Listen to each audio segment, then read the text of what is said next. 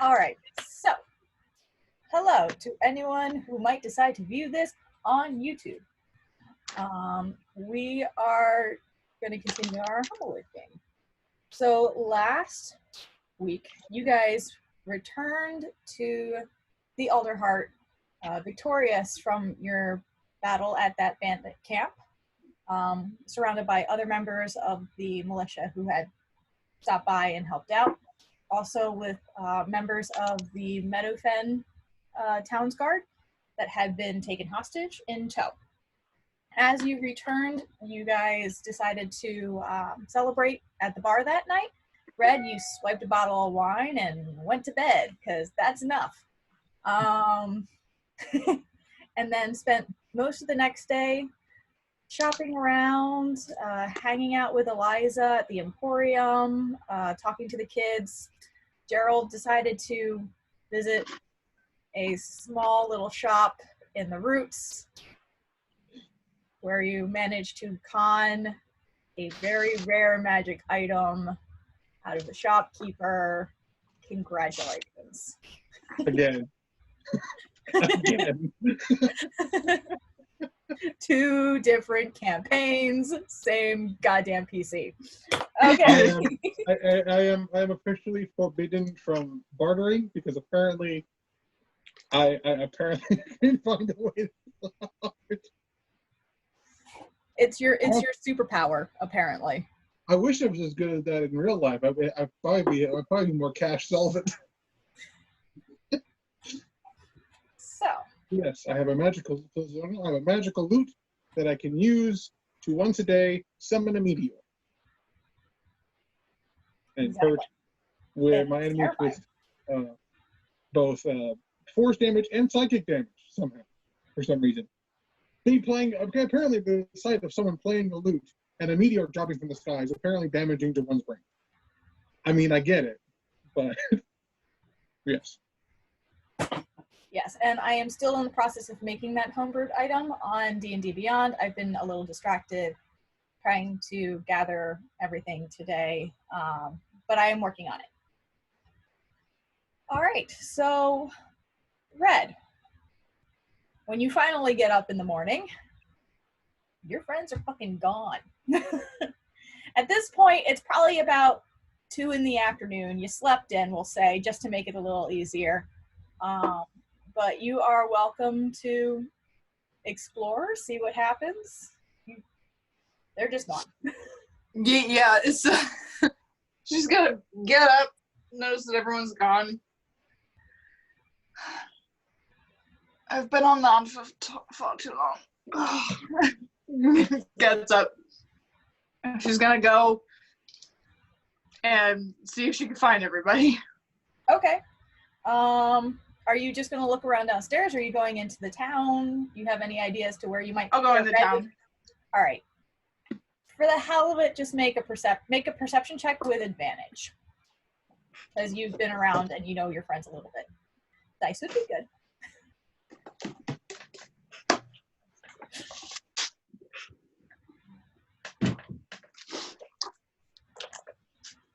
Sorry.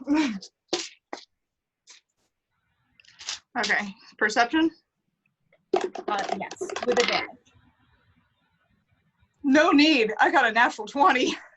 Wow. Okay. All right. For a whopping 23. Okay. So, you know your friends. And, yeah, your best bet's probably Eliza's. Yeah, so fair. You head to Eliza's, and sure enough, right outside the door, Zinzi's is teaching the small children sword fighting. The twins. Of course. Hey, they were about to poke each other's eye out. I was going to show them how to avoid doing that. Hey, and she's in, you'll notice she's also in new armor that she purchased. I got new threads. Zinzi's, what the fuck? Sorry, sibling habit kicked in. Wanted to make sure these two didn't try to kill each other with sticks. I have been on land for far too long. Anyway. Say that again. Did you sleep well? Yes, I don't believe I dreamed, so I guess that's a thing. Is that a good thing? It means I slept very deep. Okay. Well, Gwen's inside brewing some tea. If you need a pick-me-up. Yeah, I think I might actually. Good morning. Pats her head. Really weird instrument. Just to warn ya. Good to know. Thank you. Yay! She'll head inside.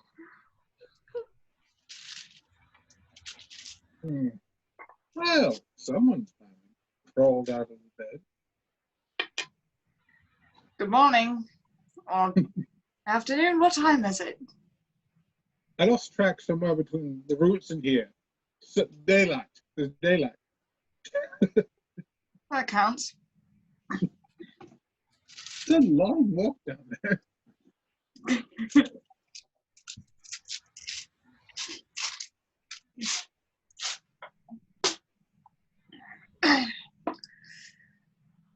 I apologize. I just really needed that sleep.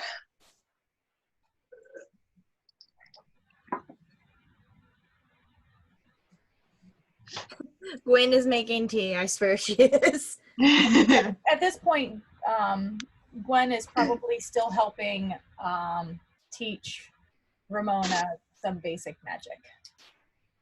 Since you guys have recently learned that she herself knew a bit of magic before from her parents. Oh. These are also essentially our children now. These are ours. These are our babies. We and Eliza have adopted them. We will murder for them. This is probably already a thing. Just must protect the beings. Gwen, darling. Oh, Red dear, you're finally awake. Good of you to join us. Would you happen by any chance to have some tea? My head's starting to hurt a little. Oh, give me one moment, dear. Are we going with the cheap? Eliza, do you have any crisps or biscuits? Oh, I must have some somewhere. Hold on a moment. And she runs up upstairs to go grab some. You should have gone with the cheap wine. You wouldn't have had so bad of a hangover. I find that cheap wine usually doesn't do the trick. And she passes a cup of hot tea to Red. Thank you. She takes it. Have a biscuit, dear. Thank you. So what the hell did I miss? Thank you for that. Not much, dear. We've been just perusing the town, getting to know the locals, and refilling our supplies. In some cases, getting more. She gestures at Gerald. Look, I've been in the market for a fancy magical instrument, and I heard a man, I think, hard to tell. It's a weasel, little weasel man. Seemed a bit off. Piles and piles of everything. And he threw this fancy red lute past my head. And it's actually very magical, and I probably got away. I may have swindled a poor man, and I'm only slightly sorry. But it's usually, Why am I not surprised? I see it as just an extension of good business. Keep telling yourself that. I did also write a lovely little jingle for his business and make a couple of posters to put around the pixie when we head back. Mm-hmm. as was part of the deal.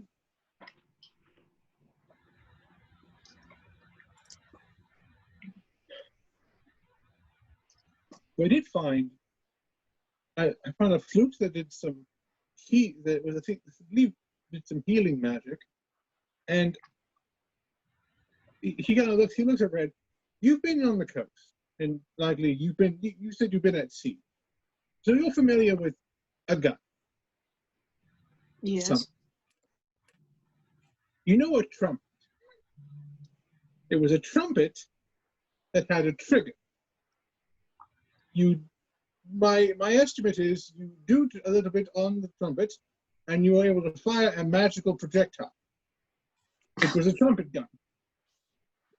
I was very tempted by the trumpet gun, but I don't do well with horns, and flutes are more my thing.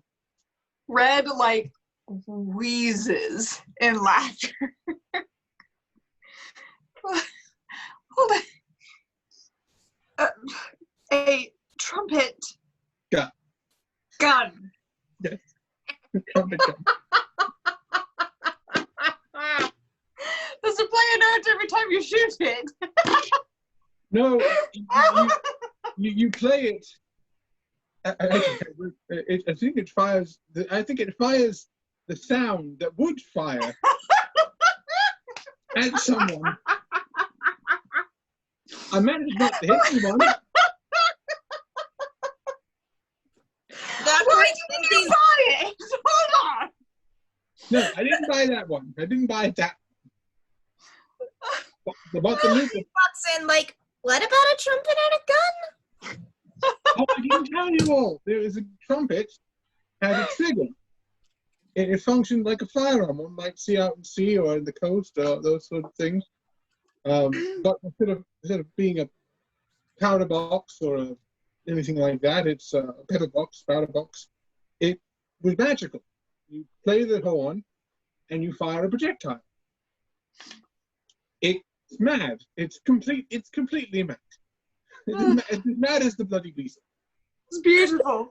That's beautiful is what that is. Tilts her Beautiful. head. Lindsay just tilts her head in confusion.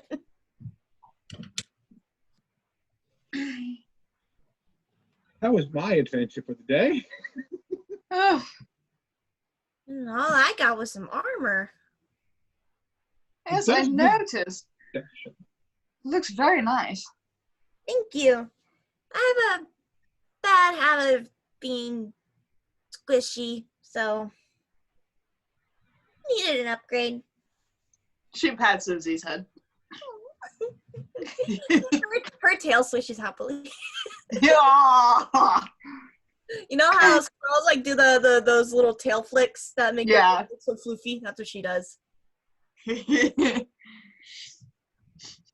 Yes, you are. You're still squishy in my eyes, though.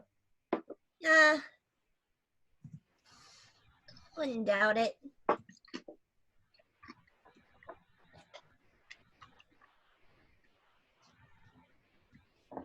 Gerald, what the fuck?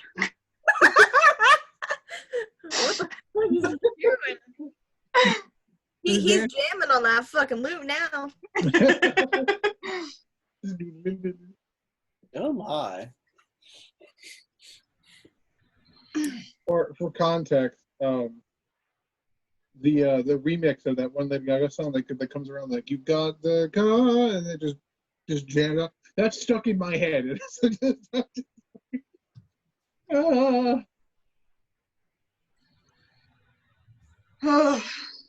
You know, could use a new outfit and a rapier. Well, since you seem to have gone to a fine smith, they might be able to direct you there, see if they do weapons as well. Some primarily focus on armor, some books. I had weapons as well at the armor. Susie, would you like to come with me? Yeah, sure. I know the way there now, luckily. We'll hold down the fort here, dears. Be safe. All right. Pats each of you on the cheek lovingly. Watch out for any bad omens. Always, dear. Always. And then this would be when Gwen sets up her table outside as well. Gerald will sit beside her and give her some lovely ambiance. Some very mystical ambiance. Gerald, darling, Ding, that ding, is ding, lovely. ding, ding, ding, ding, ding, ding. Forget Arcana music. Oh my god. Yes. Oh god, I'm having Vietnam flashbacks to the Arcana. This Gwen. Yeah, as long as it's not the banjo from No. that one movie. I am still so fucking shocked at what that guy said to me today at work. Yeah. That's rough, buddy. I was like, what? You want what? Pardon, sir. Please tell me you at least want the cartoon animals from them. At the very least. The movie that's Very racist movie. No, sir, we do not. Sorry, go. No, please go away. Yeah, so we'll give her very sort of mystical sort of ambiance. Ding, ding, ding, ding, ding, ding, ding, ding, ding, ding. Or how about the oh fuck, how did it go? I have it on my fucking iTunes. Hold the fuck up.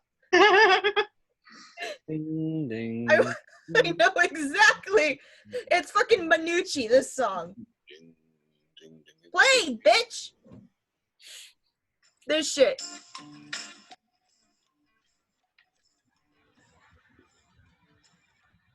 Sorry, it's about to start. This shit. Okay, I'm gonna stop now.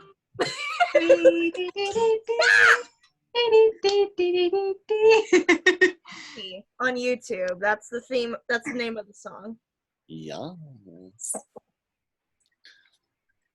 Also, Gerald has put his old hat out. His old hat on the floor in front of where he's playing for tips. He is not going to take off his hat.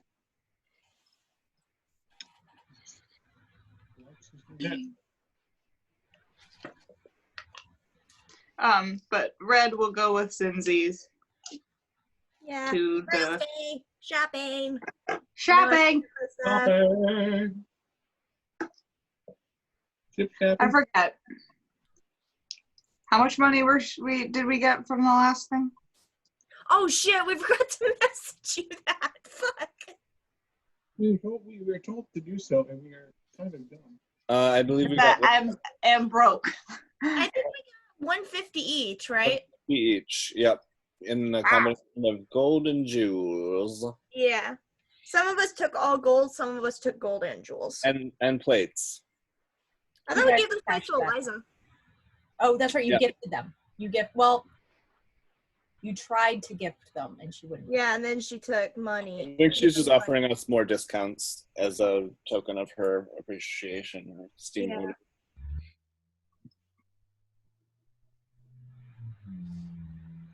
Okay, so you decide to go out shopping. Yep. Are you looking for anything in particular, or? New clothes and a nice new rapier. And Zinzi's, did you go with her?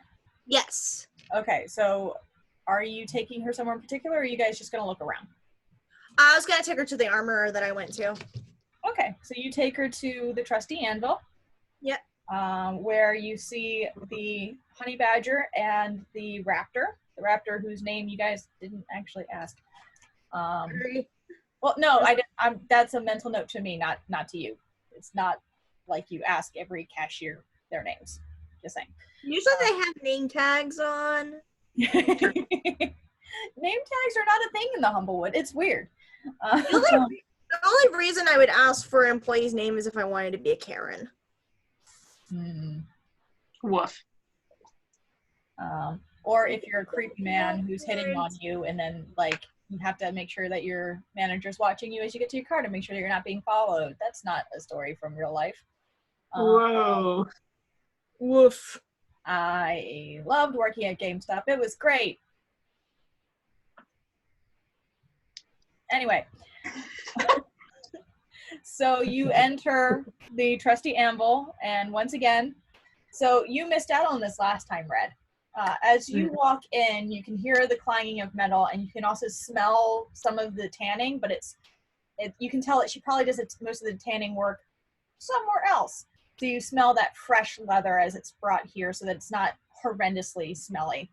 The first thing you see is the anvil, which is being worked on by a giant honey badger.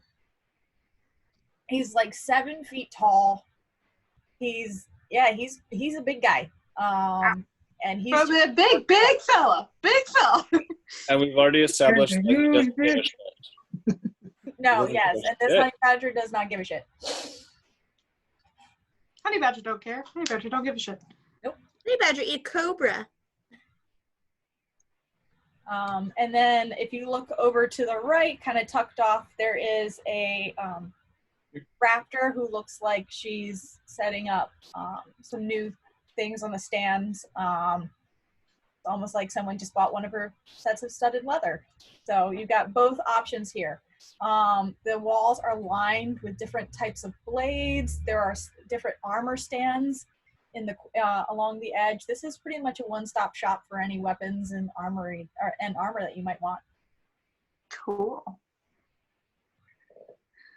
Okay. Yeah, Red's gonna go over to the blades. Can she find any kind of rapier with like a red handle on it or something? Make a perception check.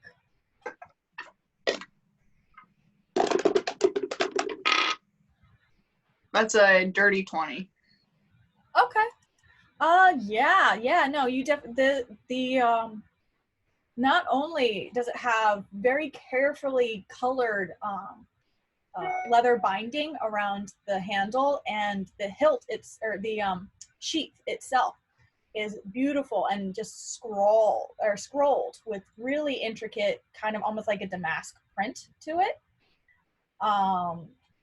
Yeah, you find a really nice rapier. The pommel on it is decorative, but it's almost looks like it's got like vines wrapped around it. Ooh. Very pretty. Yeah, Red just goes. Grabs it. You can tell that the owners of this place put a lot of work and effort into what they have. Yeah. Lindsay, look at this. Oh, that's pretty. Isn't that gorgeous? Mm-hmm. Oh my God. You gonna get it? I might. See, is there any like small like pocket knives or anything that I can find? You can find some simple daggers pretty easily. I say simple because they're not going to cost you a lot, but again, right. You can tell that this guy puts his heart and soul into everything he makes, and he does a lot of really cool detail. Nice. Yeah, she'll pick one of the like simpler ones. Okay. So you get just to have one in case she needs like to like cut a vine or something like. I thought you were gonna say cut a bitch. Yeah, but well, technically she'll have 2 rapiers to do that. All right, so you get just it's a basic rapier and a basic dagger. Let me just, as my mind. Yeah, so the rapier is 25 gold. Okay. And the dagger, because I am on multiple sites, is 2 gold pieces a piece. So they're really not a lot. Okay. And you do actually manage to find a dagger with a similar red sheath. It just doesn't have the damask scrolling on it. Cool. Can she find any light armor?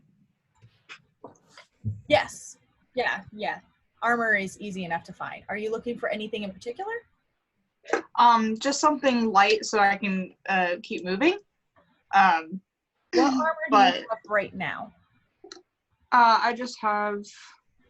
What do we got? Dee-dee-dee-dee-dee. Just leather armor. Okay.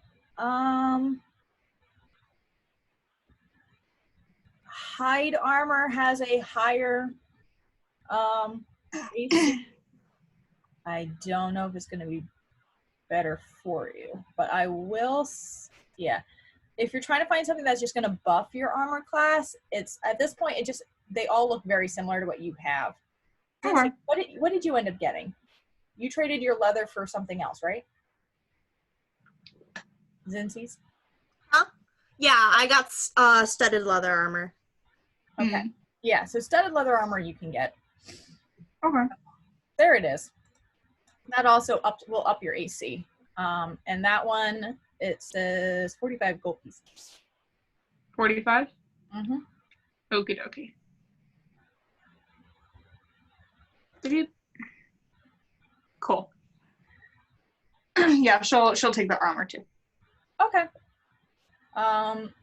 They're happy to sell to you. You'll find that the raptor, as she's working, she will not let you leave unless it's been sized properly to you. She's very particular about her work. Fair. So it's well fitted. It's very comfortable. It's good armor. Cool. Just like a weird thing was like, can you put a little like ship just like on a button or something? We should be able to do that, yes. Thank you. She'll to add any and all detailing, let's just add 2 gold to that. Cool. And then she will start and then come back in like an hour and she'll work on stamping it and decorating it to what you're looking for. You're just looking for, she'll even say, you just want something that reminds you of the sea. Yes, actually. The sea is my secondary home. I can do that, certainly. Thank you very much. I appreciate it. Absolutely. And then she'll get to work. Cinzies. Yeah? Okay. Okay. You good? She's like really excited, like, look. They're nice. I know. Oh, I'm excited. I'm sorry. All right. Onward and upward. All right. Is there anywhere else in particular you wanted to go? No, I think that this is it. Look at my new rapier. Look at how beautiful. Look at this. Just gorgeous. Oh, I can't wait to use it. Well, anyway, is there any place that you would like to go to? I just really needed to get armor today. Right. But I'm really curious now that Gerald brought up that weird trumpet gun mechanism. Yeah, me too. I'm very curious. I'm not wondering where he got that loot from. Gerald is just very intriguing. Yeah. I guess. Well, or we could just go walk around the town and take a look at everything. We could do that. I don't see why not, so let's go. All right. Head back to the Yeah. We're gonna window shop now. Window shopping. So you guys are just looking around on that same level of the Elder Heart, or are you going to explore? Because right now you guys are in the Canopy Market. We'll stick in here for now, I think. Yeah. Okay. Stick in the Canopy Market for a bit and then maybe head down. Roll me a perception check. Both of us? Yeah, mine as well. Or one of you can assist the other one. Oh, sure. I forgot to open up my character sheet. It's an 8. What's that? I rolled an 11. I need to know my modifier, though. Where's these? There she is. Perception, you said? Yes. Come on, load, bitch. Okay. My perception. 12. Okay, that's not terrible. Yeah, you'll see all these places pretty easily. It's bustling, Red. You're used to like a port, and not really a big port. Like you guys went out of one that was relatively small.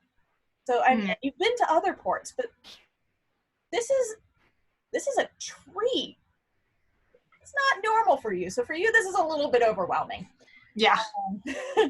Zinzi's, since you've walked around the town before and gotten lost before, you're able to pick out a couple places pretty easily. First thing that you will notice that is not too far from where you guys currently are is the Blushing Bookstore. Ooh. You will also find a place that has a sign called Nutty Feather Pharmacy. And the Early Oven Bakery are all different places that you see on your trip. Ooh. And then, of course, there's Eliza's. Bakery. Zenzi's stomach rumbles a little bit. I heard that. Yeah, Jerbean's stomachs are kind of loud. Do you want to go in? Yes. Red just goes, did I fucking stutter? Yes. Red just goes, Okay, we're going to the bakery. We're going to get so many donuts. All right, so you guys go into the Early Oven Bakery.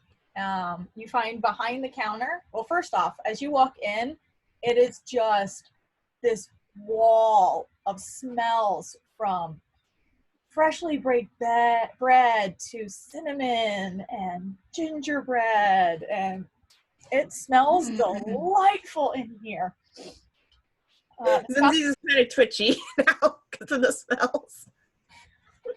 The shop is not that big, but you can see between the walls behind the counter and all of the displays in front, they have scones, freshly baked bread, they have gingerbread, they have muffins, they have cupcakes, they have donuts, they have tarts. They've got a lot of really delicious looking foods just lined up.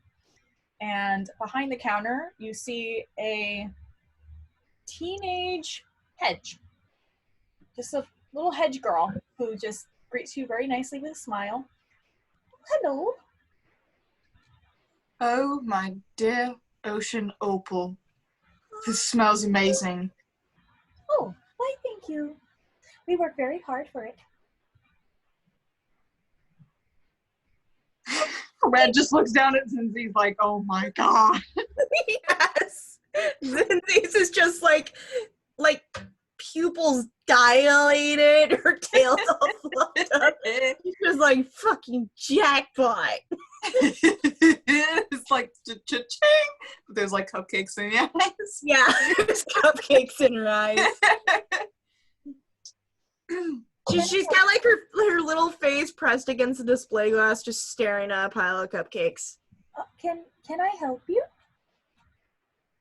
How much for a dozen cupcakes? Just a dozen? 2 silver. 2 silver? Yes, 2 silver. Alright, I'll bring more.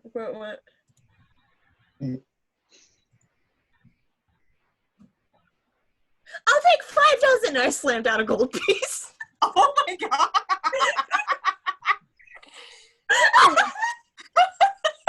She kind of looks at it and looks at you and goes, oh, well, we do have more being baked in the back room. If you can wait a few more minutes, they will be done soon. They're just being iced.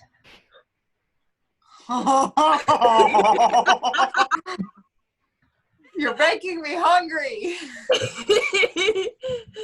So it's like, I can wait. Yes, I can wait. I can wait. So she starts pulling out like all of the cupcakes that are on display, which is only like 1 dozen that were on display, and just starts like putting them all in a box.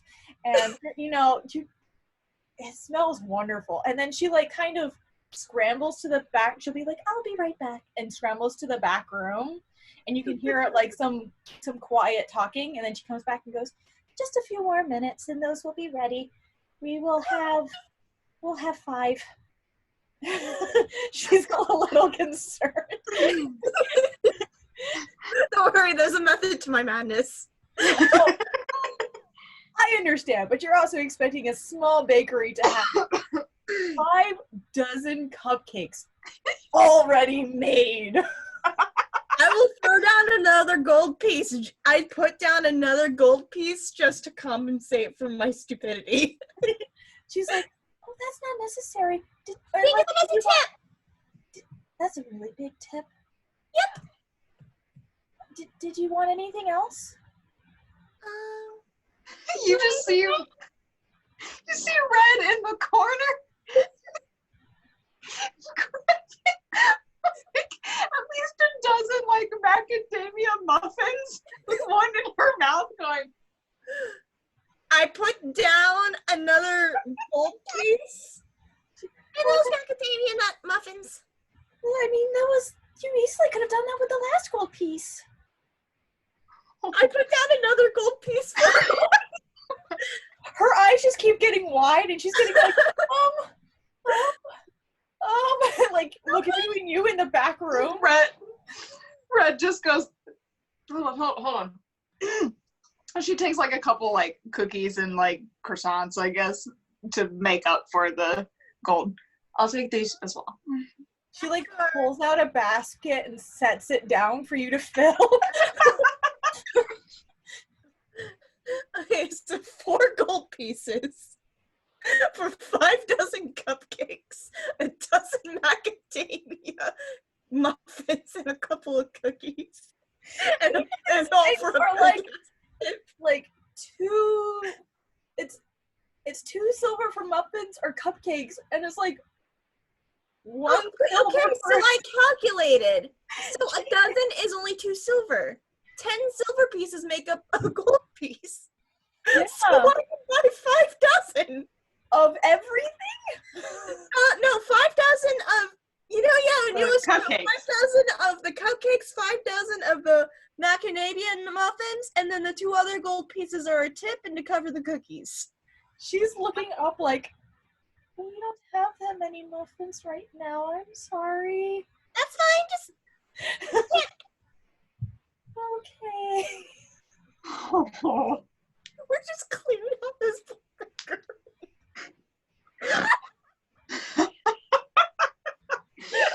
I promise there's a method to my madness. So, like, fun fact, Red's weakness is macadamia nut muffins. Good to know. I assure you there's a method to my madness, right? Which is funny because I'm I don't loving even like it. I think this is amazing. This poor head just like, why do they keep paying me when this is way more than enough? Here's the deal. Zinzi's really loves pastries, and the bakery method is not that great.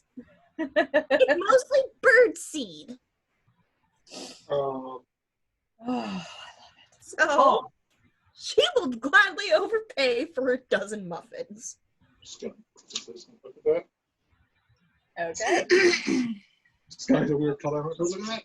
A few minutes pass, and out come 2 other hedges who look like they're probably her parents, carrying the boxes of cupcakes. Well, one of them's carrying the boxes of cupcakes. The other one is looking outside like, who are these people who are spending all this money on? There's a 2-foot-tall squirrel and then a fox. The most unlikely pairing ever.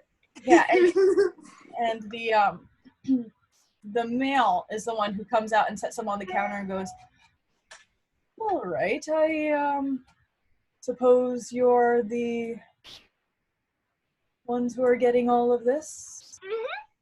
Yep. Thank you for your patronage. We appreciate it. Is that 4 gold? As he looks down on the counter. Another gold piece. 5 gold now. The little girl is sitting there like,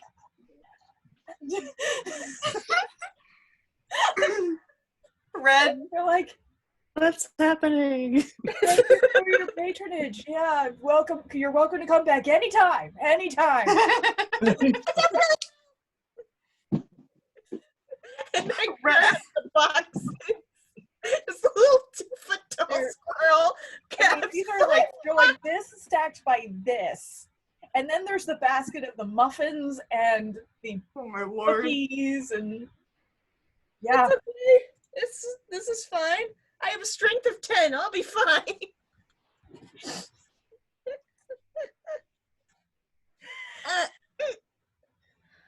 to go back, Red? Yep, I'm ready to go. Great. I got the boxes. Red has the basket. As you're walking Thank you out the very door, much for your delicious pastries. Thank you for your patronage. Have a good day. You too! And what's happening? You walk out. I think we broke the DM. I'm so delighted for this. This is amazing. Okay. Red So- just has a muffin shoved into her mouth. Wow. It's like the Fox videos where you see them just carrying around something. They're like, no, put that down. Zing. Yes. Let me see what you have. No! Zinzies, let me see what you have. Pastry. No! Lindsay's, let me see what you have. Gold! No!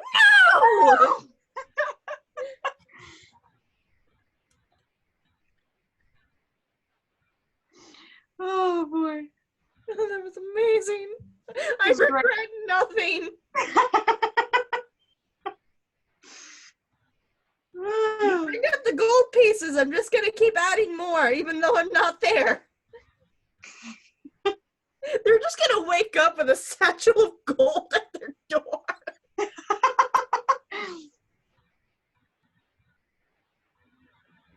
Oh my god. This is absolutely gorgeous.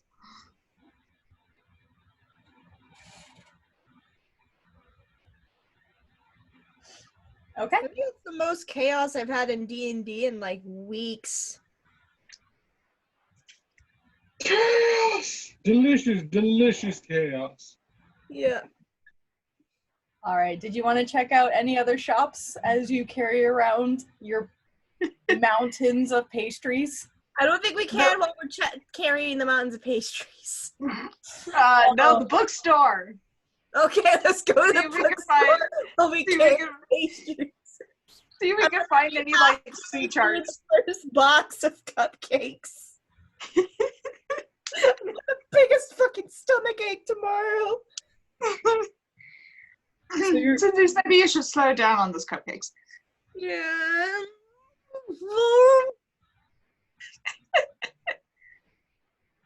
So you're going into the Blushing Bookstore with your gesture-approved pile of pastries. Yes. Yeah. This is a Barnes and Noble now, bitch. We just need a coffee shop now. All right, so you walk into the Blushing Bookstore. There's a couple other patrons in here who kind of give you a strange look. Instead of a wafting smell of confectionery, you now have that smell of old books as you walk in. Smell. And there are just rows, very neatly lined and carefully organized bookshelves. And you can see through the shelves to the back where there is a small desk setup, where sitting at that desk is a older Vulpin woman.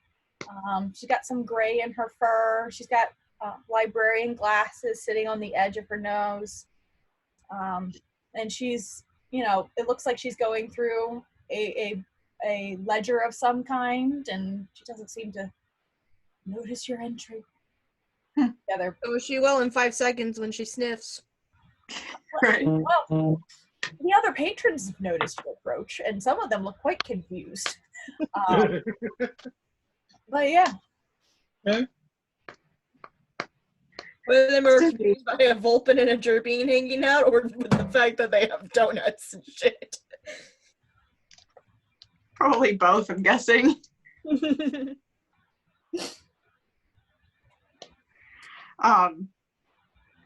Sinsies. Bless you. I'm thinking I want to see if I can find some like sea charts or maps. Do you think they'll have them here? I don't know. Wanna take a look? Sure. I'm just trying not to bump into piles of books with my boxes. We'll go see if we can find some maps. Yes. Are you going just to look around the store, or are you going to approach the Vulcan? Okay. In that case, make an investigation check. You can either roll with advantage, or you both can roll separately. Let me see what my investigation is like. My investigation is +3. Okay, roll with advantage then. Yeah. Because mine's shit.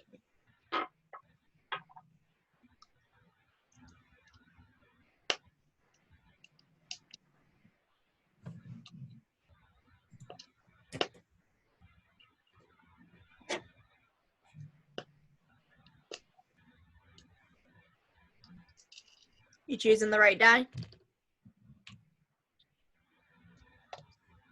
Did you roll? No, did you roll? No, I was gonna let you roll with advantage because my That's to roll with advantage. Oh, I thought you said you were going to roll. My bad. Yeah, yours is better. No, you gotta come out of the tower. Thank you. Okay, that's better. 13. Okay.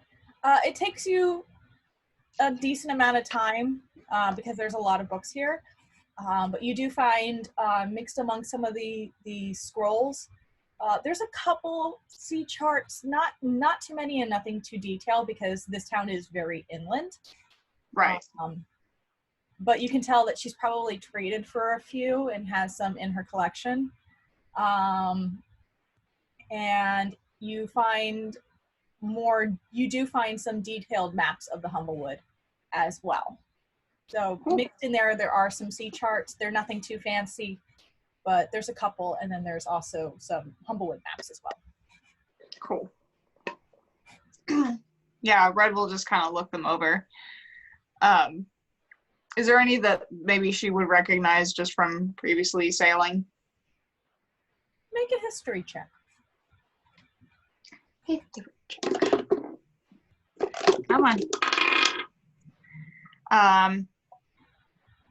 Yeah, that's a 22. Oh, yeah. Okay, so let me pull up my map here that has gone. There we go. All right. So there is a map that is focused around. Where are you, you son of a bitch? Here it is. Okay. Silt Harbor, which is where you sailed out of. So there's a little bit that skirts around the outside of the Silt Harbor and into the Briny Gulf. There's a couple charts because you've been around what's called the Song Sea, which is the ocean right outside. And then one place that you haven't been, but it's the most bustling port in the Humblewood. You find a chart that comes out of Salter's Point. Cool. So yeah, that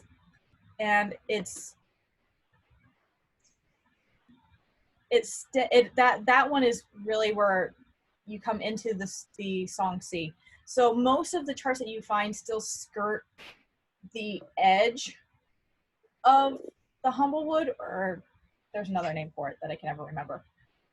But the country that you guys are in, not as many like open sea or nearby islands or anything like that here. If you wanted something, some of those, then one of the other ports, such as Salter's Point or Salter's Port, or it's called Harmouth or Brinesbray, are the other major ports. They're smaller. So there's Brinesbray.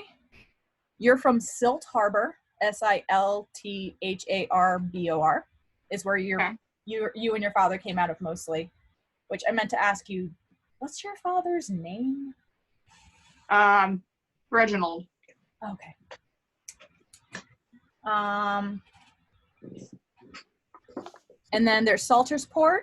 There's Hartmouth, Hartmouth, and Garden Port.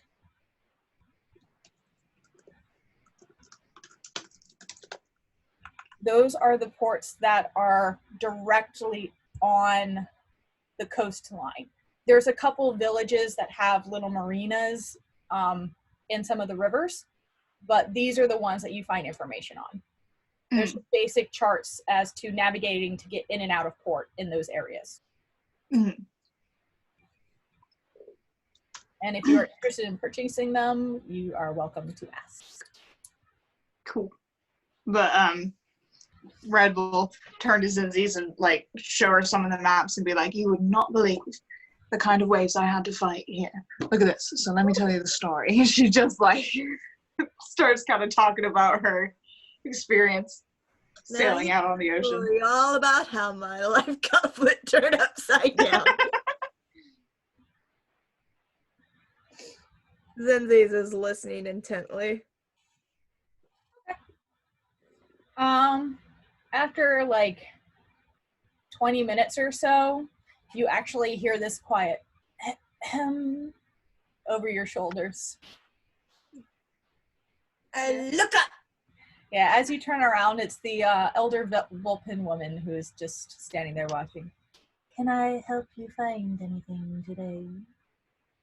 Oh, sorry, I was just reminiscing about the old seas. Sorry, I should probably put these back. I don't want to bother you or any of your other guests. I see. Well, if you need anything, please let me know. I shall. And she just goes back to sit down at her desk. She didn't seem overly invested in stopping you, just more like, I see what you guys are doing. But yeah, once Red is all done, she'll put them back. And just sigh a little bit with contentment. Just Are you not gonna get them? No, I'm just thinking of old memories. Good memories? Very good memories. That's I'll have to good. take you sometime. I've never been to the coast. Well, it's beautiful. And the sun, when it hits the water just right, it sparkles. Really? Mm-hmm. And if you, the more that you go on the coast, the more that you can smell the sea salt in the air. Sea salt has a smell? Yes, it has a smell. That's new. Sheltered, okay? But in any case, should we take our pastries and head back? Yeah. All right. Gather up all the goodies. Yep.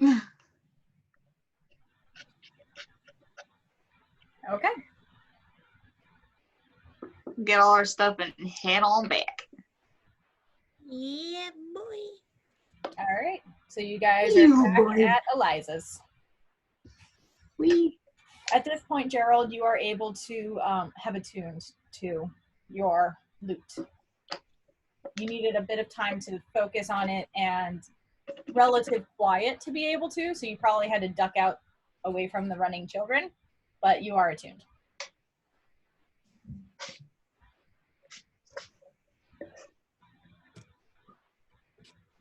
Welcome back. As we enter Eliza's, I head over to the counter and I put down 4 of the 5 boxes.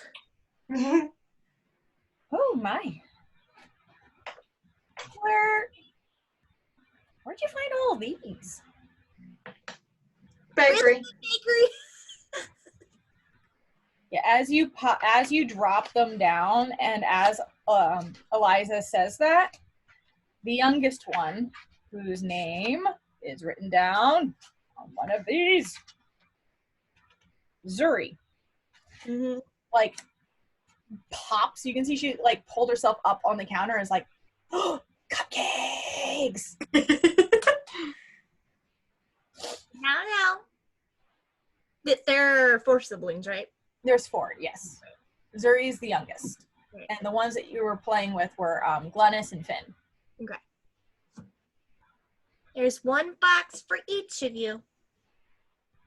But you can't eat them all at once. She looks at the box, looks at you, looks at Eliza, who is like, 1 a day, please. 1 a day. Red just looks over at them.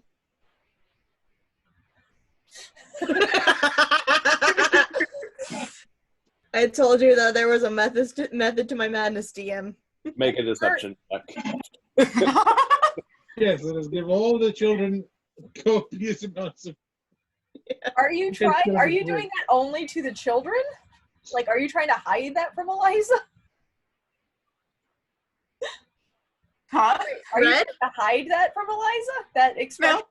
No. Okay. No, she's basically just saying like, oh yeah, cupcakes. Yeah, Eliza's like, okay. And Zuri looks very like, okay, 1 a day, 1 a day. Ramona is still very quietly thankful. She does very quietly say, thank you. And the twins get the most devious fucking expression you could ever possibly imagine on the face of a tiny mouse. I can imagine. Because I used to be like that. I'm still like that. Red just shoots a glare at the twins. 1 a day. Fine. Thank you. Make a persuasion check. Persuasion? Yeah. They're going to say fine, but we'll see if they listen. Oh. No. I will not get stuck down there. Okay. 12. Okay. You're pretty sure that they're listening. Okay. Not for long, though.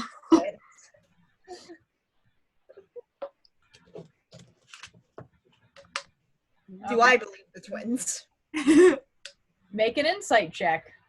You both can make insight checks, actually, because your persuasion was to see if you can convince them. Now you have insight to see whether or not you believe them. Huh? 16. Whew. 18. Okay. Yeah. They're probably not going to listen.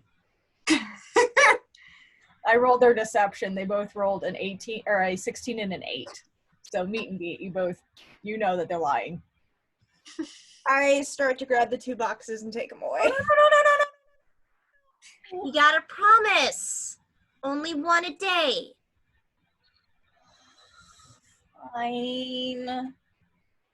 So I believe him now. You can make another insight. Fuck. It's a 7.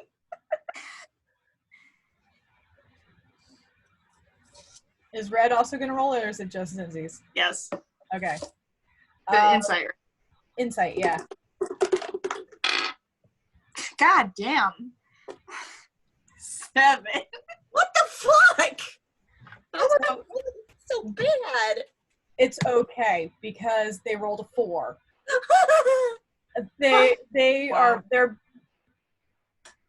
They're listening to you guys. They're very disappointed, But as far as right now goes, they're maintaining impulse control. All right, I set the boxes back down. For 8-year-olds. I set the boxes back down. Oh, they each open their box and grab a cupcake and fucking bolt. They're now like up in the balcony. You can't see them anymore. Oh, I already finished my whole box of cupcakes as well. Awesome. You know how I have white fur? Mm-hmm. I don't realize I probably got like rainbow patches on my fur now. Amazing. I love it. And it was quite an interesting variety. I mean, there are some jam-filled ones in there, some strawberry flavor, some vanilla, some chocolate, a couple blueberry. Good cupcakes there. Love it. Red just seemingly pulls a macadamia nut muffin out of nowhere. Just fucking out of nowhere. And she just goes, I'm gonna be fucking fat, but I'm gonna be happy. Gerald, I detect bakery goods.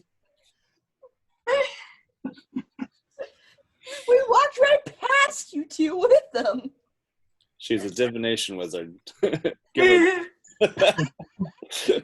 gonna believe it's because she's sensing it, not because she happens to smell it. Yeah. Wizard. Well, I think they got. There's some ninja wizardry going on with those cupcakes in there. Has to detect baked goods.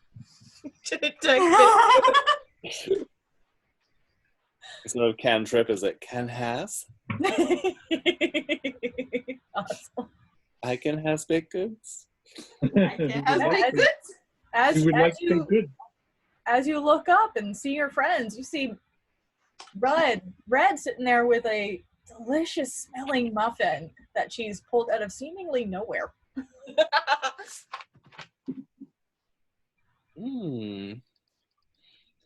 You also see Zinzi's is covered in icing all over her cheeks. Icing and sprinkles all over, bitch. All over her cheeks. Seems we... I'm covered in sugar herpes. Seems we found some deliciousness, did we? There's a really awesome bakery down the road. We'll have to frequent. I think I might have scared them, though. Oh, they were only a little scared. No, they kept questioning why I was paying them in gold, so I panicked and paid them in more gold. It kind of made them panic. Just a tad. I'd imagine so. Well, we'll have to visit them more and more often, so they're more comfortable with us. Oh, they said we're welcome back. That's good, at least. Yes. Not quite delectable. I detect macadamia nuts and brambleberry jam. Red growls at the word macadamia. She does have a giant basket on her elbow, though, that is filled with a couple muffins left. There's not many of those left, and a whole bunch of cookies. And I just realized I had bubbles too. It's bubble time. I'm a crackhead right now. Bubbles.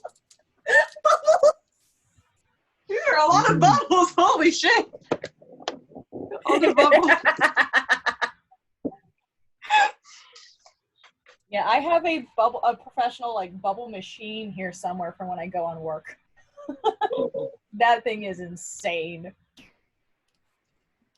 Okay, but GKC Spa Day, but it's the most epic bubble bath ever. It's from Goblet of Fire, the bath scene, just all the bubbles. Yeah. Okay, but why do I feel like we need to have when we all get together, a whole photo shoot of everybody in cosplay? I will bring my bubble machine. I really will. Yes. Yeah. Oh, sing, Do it. sweet That'll happen. nightingale, sing, sweet nightingale. Trying to catch all the bubbles.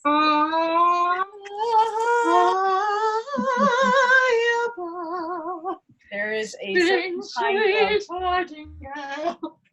certain kind of bubble solution that makes sticky bubbles, so they last in the air longer, Ooh.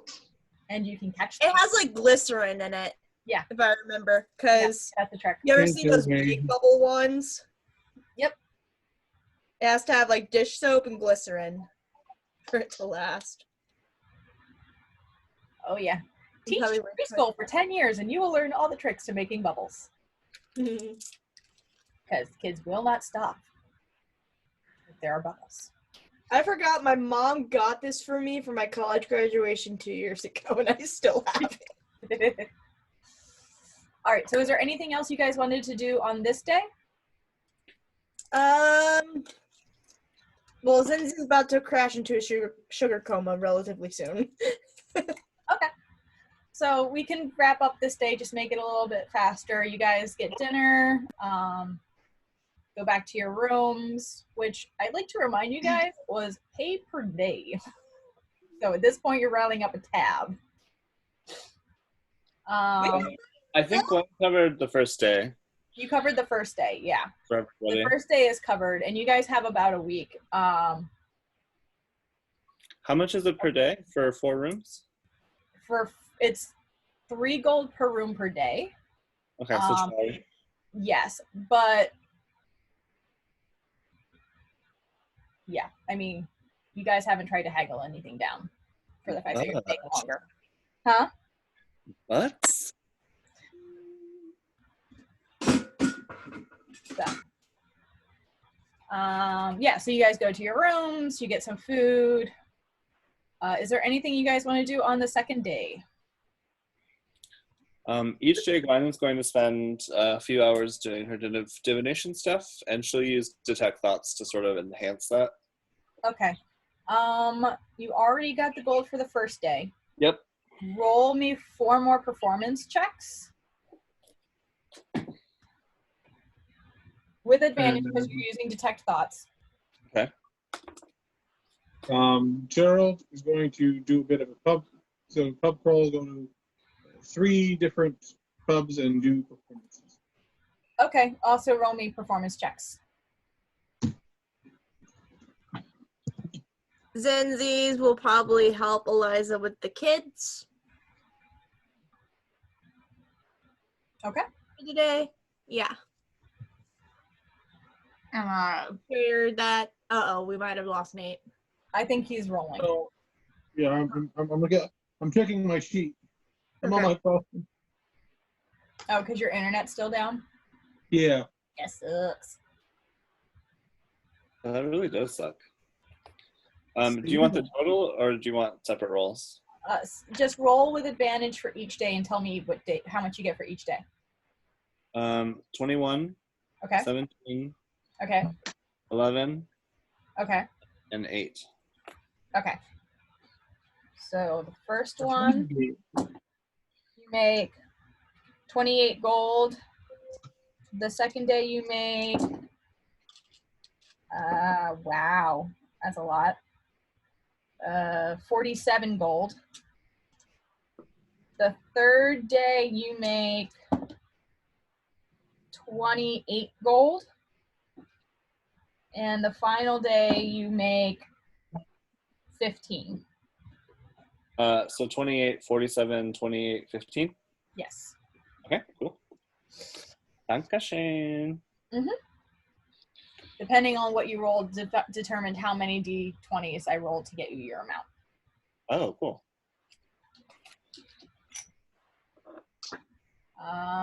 Gerald, were you able to do the rolling? Yeah, it was 3 rolls. How many rolls were I supposed to do? You did not. Were you going to perform at all 5 days, or how many days were you planning on performing? For 3 days. 3 days. So 3 different rolls. Okay. Good, because that's what I rolled. I need one more. First day is 24. Okay. Second day was a natural 20. It's a 27 total. Okay. And last day was a 19. Okay. The first day is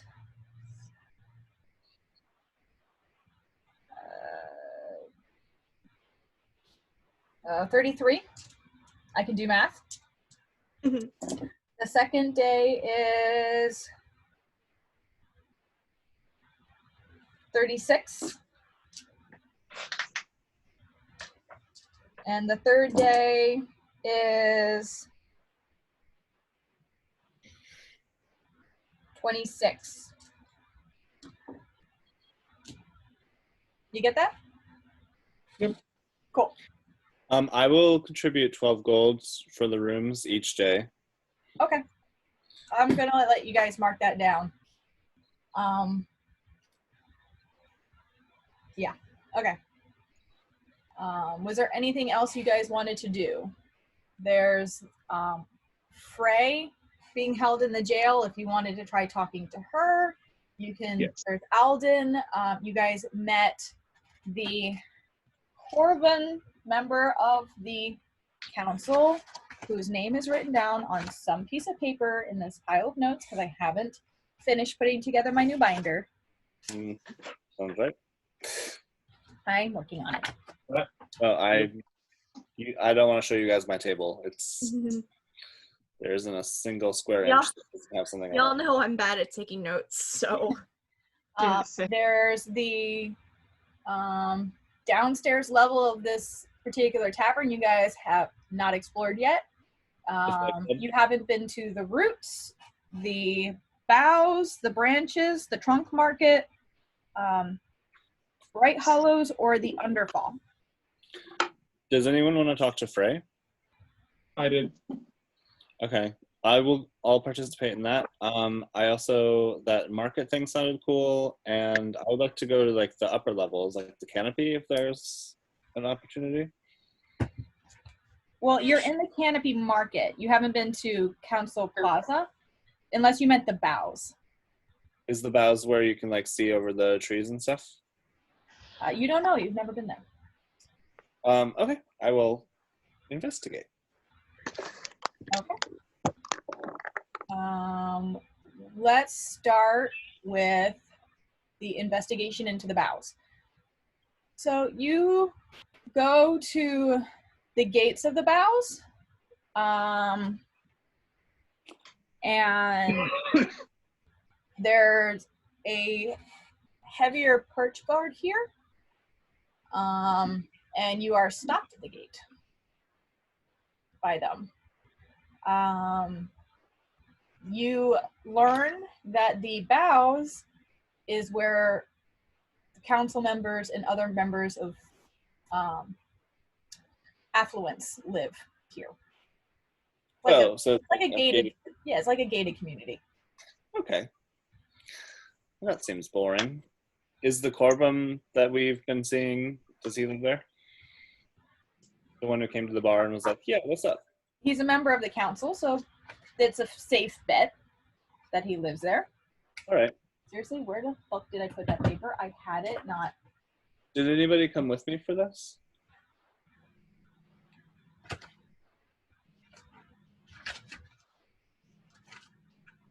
I'll come with you. Okay. There it is. His name is Conrad. Conrad.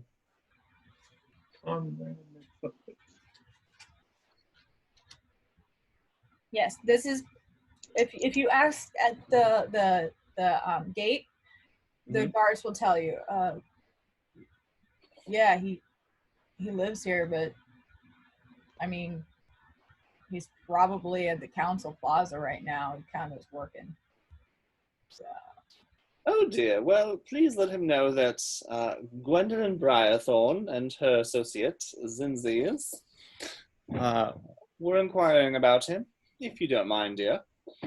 And she'll slip him I think she'll slip him a silver and not a gold. He kind of goes, okay, sure, and takes it and puts it in his in his pouch. Thank you, dear. She sort of like blows a little tiny hedge kiss. Ta-ta for now. Okay.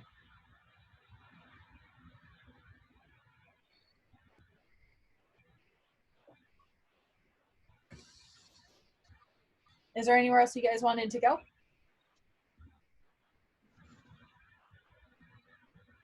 So we weren't able to get in? The bows, the bows is kind of like a gated community. So the bows you were not able to get into, but there's other areas of the Alderheart that you guys haven't explored yet. So I don't know if you two want to keep exploring or. Where would you like to go, dear? We could go anywhere. I will say that The world is our oyster. So hold on, Canopy Market, the bows, and yeah, so the branches are on the other side. Never mind. Continue. Mac and cheese. I'm so curious as to where Gerald saw that weird trumpet gun. Oh, perhaps we should ask him. Where are we in the trees? You're actually not far from the Canopy Market. The Canopy Market connects most areas. The bows are kind of off to one side, and the market is where the inn is. So, I mean, you go to there and you're like, okay, guess not, and then you go back through the Canopy Market. Okay. Let's follow our nose, dear. Okay.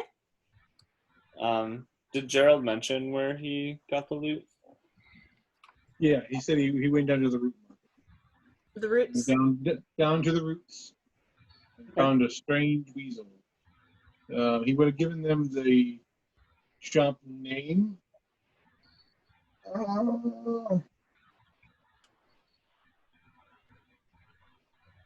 Yawning something? Yawning Frog. Yawning Frog. And it's really, to call it a shop is Bold. a stretch. It's his tent that he's trying to eke out a living in. In the slums. He's basically taken his home tent and like put a piece of cardboard out that says Yawning Frog. That's basically what this is. Poor Sprinkle. This is a lemonade stand gone wrong. Of course, it's Sprinkle running it. That was the best face. Of course, the first thing I hear is, it's like a lemonade stand gone wrong. I'm like,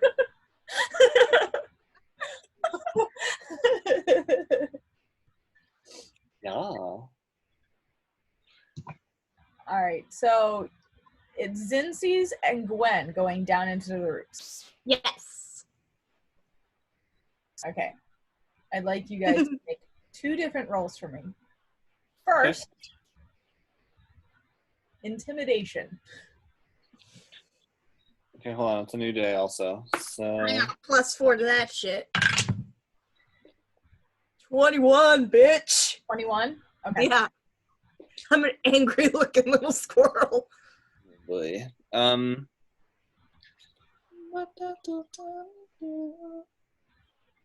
Intimidation? Yeah. 21 also. Oh, okay. So this Gerbine Houndsguard and this sweet old hedgehog lady managed to give off enough of a presence, like you belong there, that nobody messes with you. Because as you're going through this, you see this is basically Nocturne the Alley. club. This is where those who have been displaced live and try to survive when they have nothing. So there are some backyard deals going. There's, it's not necessarily the nicest place to be. This is where people end up. Now, because of the fires, there's a lot of humble folk here. And for the most part, it's just people trying to survive and get by. But there is a little bit of a hint of the criminal element as you're going through. Mm-hmm. Second roll, perception check to see if you can find the shop. 23. Dirty 20. Yeah, you guys, it's just as you imagined.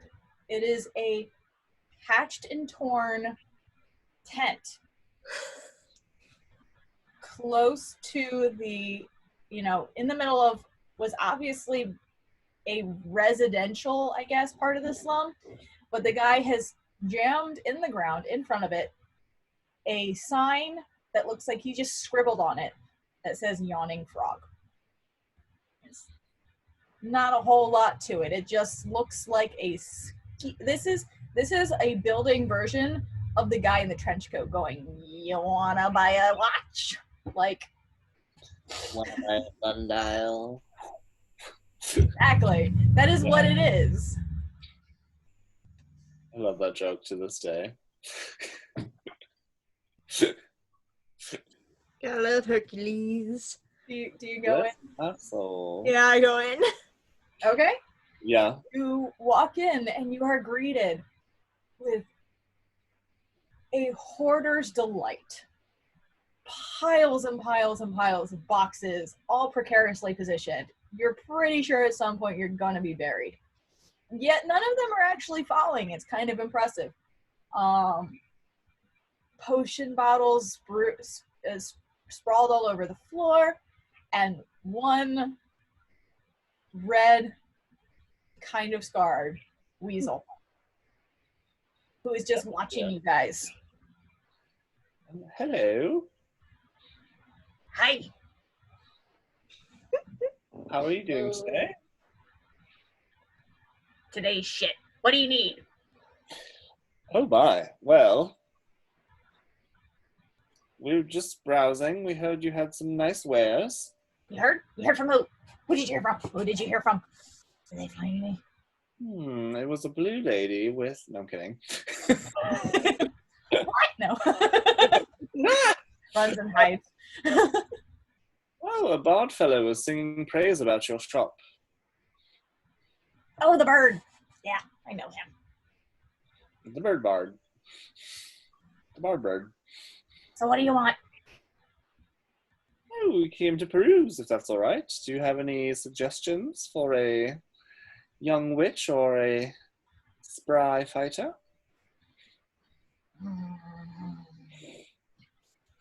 Starts going through some of his boxes, throwing things. It's hazardous. You might not be feeling the safest at this moment.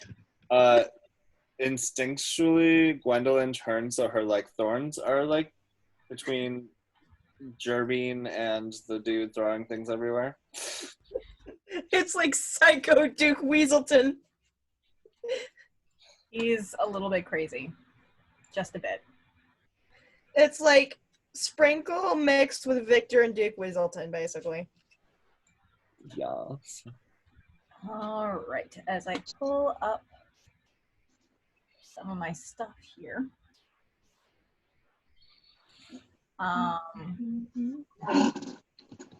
Make perception checks for me as things are being thrown.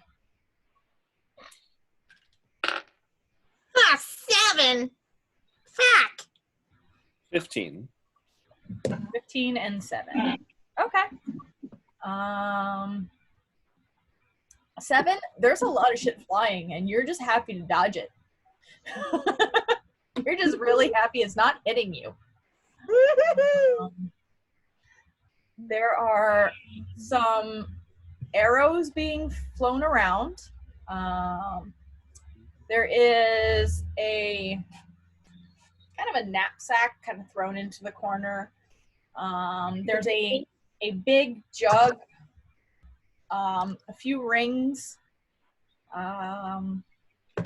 You watch as he grabs and then looks into one bag and goes, ah, and just kind of tosses it to the side.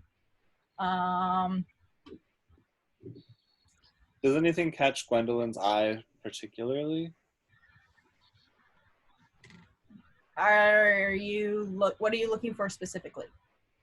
Anything of a magical nature that would be more along the lines of not a weapon or armor, but like just like a wondrous item or anything like unusual. Are you casting detect magic, or are you just looking around? Right now I'm just looking around. If I Make want an to ar- cast Okay, then make an Arcana check for me. Okay. Ooh, hold on. I didn't roll. Okay. Dirty 20. Okay. Yeah.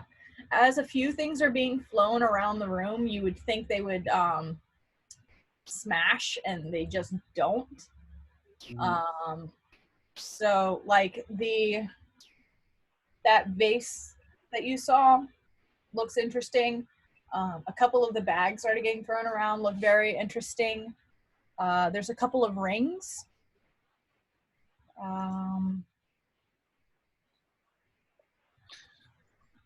My, you have quite a lot here, don't you? Oh yeah, been around a while. Collect a lot of shit.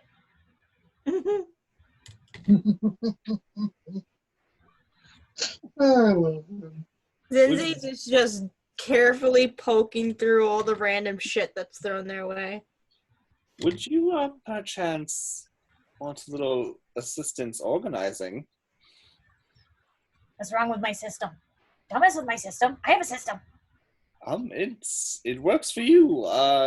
I'm scared for my life, just standing next to this. As for my little one, He gets very close to your face and goes, I don't think I like you. And goes back to throwing shit. All right, that's just a suggestion. She like looks at Zinzi's like, oh. Zinzi just shrugs. Like, what have we stumbled upon? What did you recommend us to? If he does get in my he's a bit mad. I mean, if he does get in my face, though, he can see that I'm wearing the Arcana Circlet, the Brooch of Shielding, the Nest Charm. So, like, those are three, like, prominently displayed magic items. Does he even know what those are, though? He rolled a 2, so he's not paying attention to them. Okay. At all. Yeah. He's throwing shit. He's busy. Yeah. She attuned to things already, so chances are she's probably not going to need anything. But Zinzi's, do you need anything? I'm just looking for that trumpet Okay. that Gerald mentioned. Make an investigation check this time with advantage because you know it's there. Okay.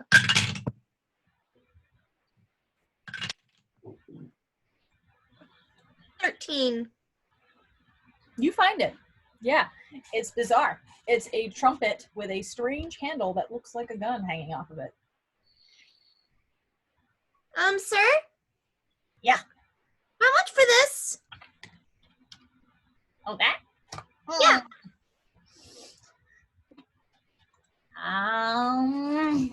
Kind of looks it over for a minute as I go and figure out where I wrote down how much this thing is gonna fucking cost.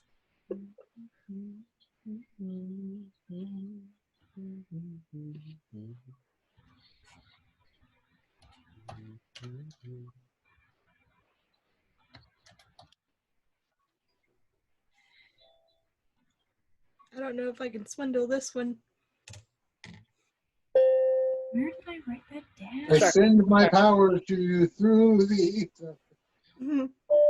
Distraction. That one was a.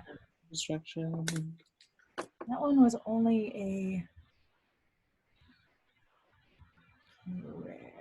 Yes. So where did I put? Nope, that's not the right. Mother bitch. There we go. I rubbed off on you. You have. It's bad. He just goes. Yeah. That's what happens when you become my best friend. 300 gold. 300 gold.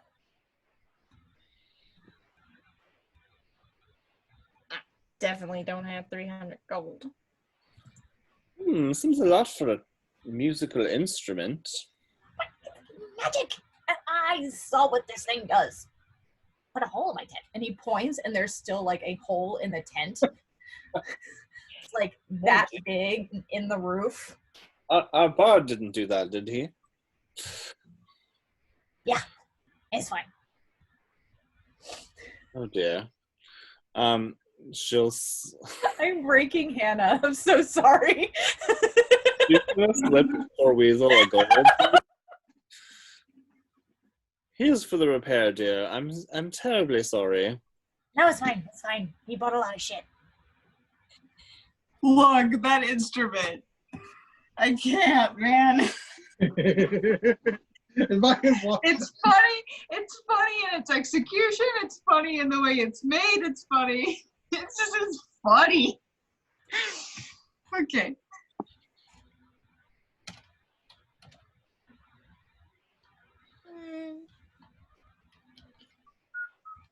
Would a trade-in reduce the cost? What do you got? I pull out my rapier.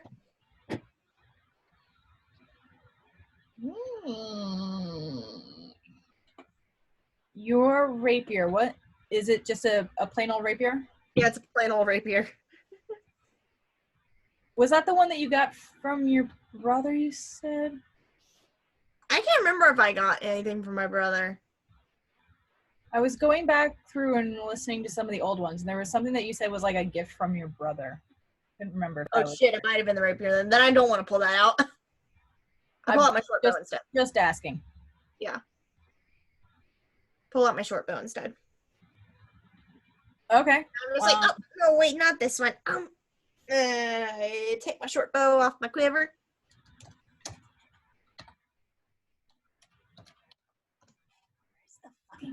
Lost it. How much are those worth normally? It should say under the item. 25 gold pieces. Okay. And you got those off of the bandits, correct? I got the short bow from Eliza. Did you get it from Eliza? I thought you guys snagged it off of a bandit corpse. No, I got it from Eliza. Okay. She got it in her cart. Okay, in that case, he'll kind of look it over and go, nice. 30 gold for this. Okay. I'll take the 30 gold.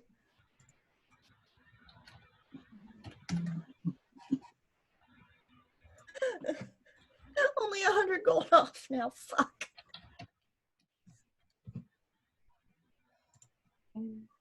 Oh, I sell all the arrows too. Okay. Those are like 80. They're like 8 silver a piece. And I've got okay. Just mark down however much that ends up being. How much is, or are you just, because that would take, let's say, an additional 10 gold. Okay. So 40 gold off of, so it's 260 now?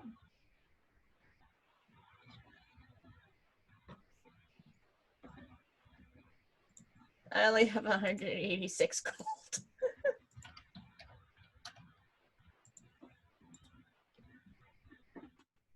I'm just like looking through all my stuff like, what don't I need? I will find this thing, like, whether it kills me or not. Wait. Oh, did I find it? I found it! I saved it this time. Okay.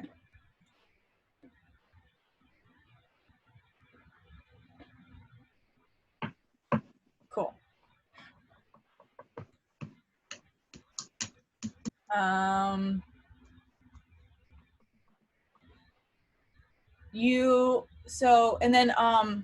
Gwen, I almost forgot about this. You also happen to have seen the flute that got thrown as well. And it's weird. It's not really a material you've seen before, but it's mostly gray with indistinguishable writing along the side of it, and the top of it is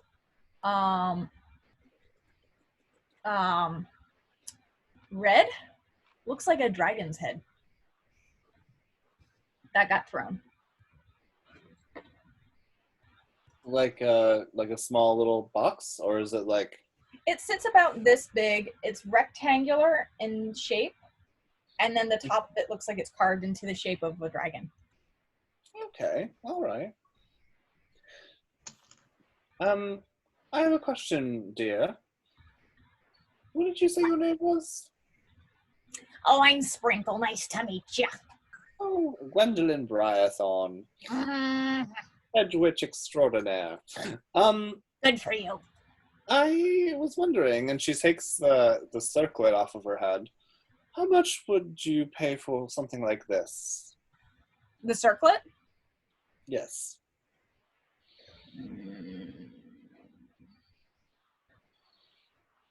Just out of curiosity. What's the name of the circlet again that I gave you? The Arcanist's circlet. Okay. And it's badass, but it's also... I'm already attuned to 3 items, and we're only at level 3, so... That one's not attunement. Oh, it is. Is it? Oh, that's right, it is. My bad. Yeah. My bad. I'm attuned to everything.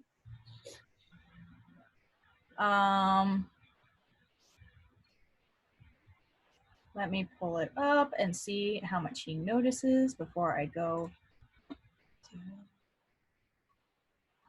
Arcanist circlet is uncommon. So he looks that over. See? Natural fucking 20. Wait. Is a high roll bad for me, or is it good for me? You don't know. Yeah.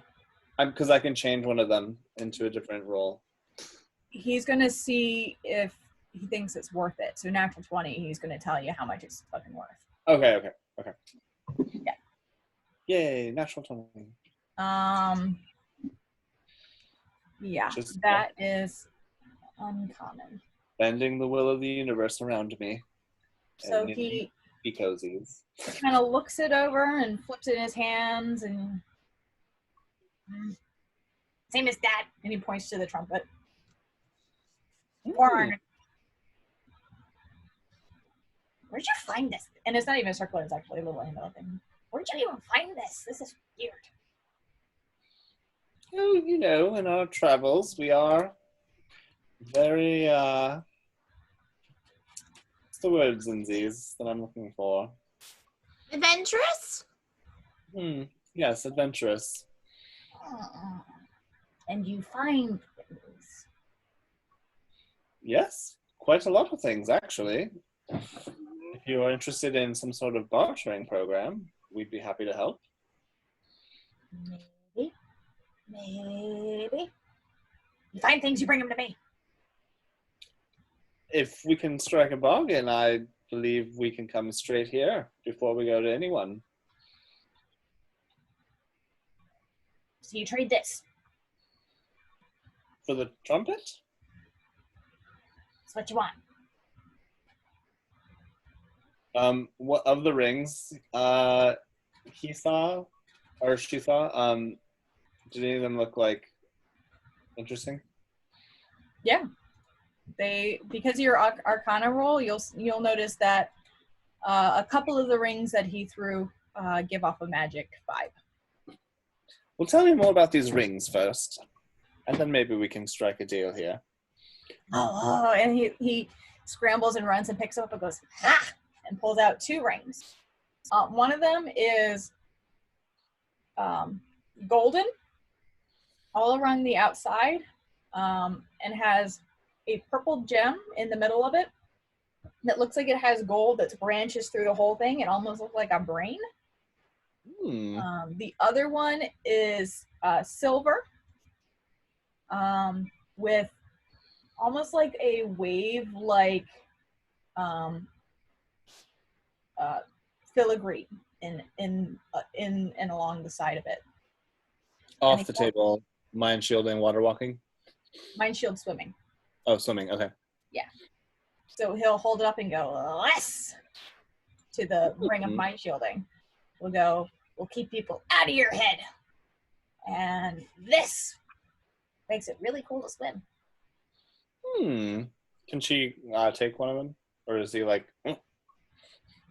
Are you going to try and take it out of his hand? May I see this one? She'll ask politely because she has manners. Which one are you reaching for? The swimming one. He kind of goes, make a persuasion roll.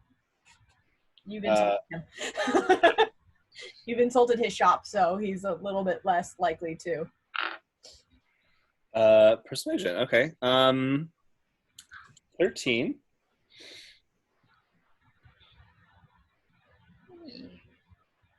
He drops it into your paw. The craftsmanship is very good on this.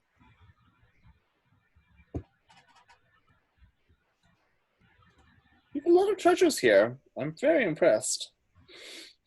She'll return the ring. Tell you what, Hi, Alice. Hi. Hey. Just watching mac and cheese get made. Mac and cheese. If you please. Aw. Bye. So, let's see here.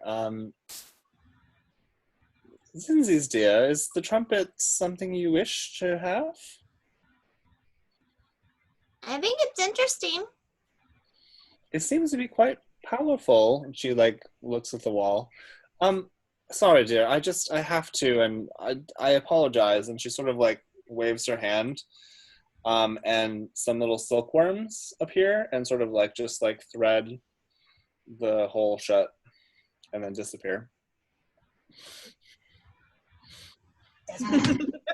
You just blew his mind. That was weird. I'm not gonna lie. That was weird. I felt bad for our companion causing such a fuss in here. I've seen weirder. It's fine. All right, Sprinkle. Well, how about we exchange? And she gestures to the circlet, which he's still holding, for the trumpet for Zinzi's. Okay. Were you gonna trade anything? Try to trade anything else, or just the circlet? I think just the circlet is. Oh, I mean, just the trumpet. I didn't know if you were gonna try and. I was gonna try to do a little bit more, but seeing that Sprinkle is kind of meh towards Gwen, she's gonna, as a gesture of good faith, just do an even trade. He looks at the amulet in his hand, looks at you, looks at the amulet, and goes, "Deal!" and throws it into the box, spikes it into the box. All right. How funny if that thing exploded. That'd be so funny. Just magically Roll ever. no. Roll for TPK. Oh no, we TPK'd. Now roll high on that roll. 13, I'm good. Doesn't matter that it's cocked. So yeah, Gwen's gonna just sort of give a light casual bow, and then try to start walking out of this place without knocking anything over with her quills. Yes. Out.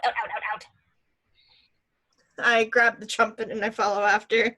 We'll see you soon, Sprinkle. It's been a pleasure. Nah.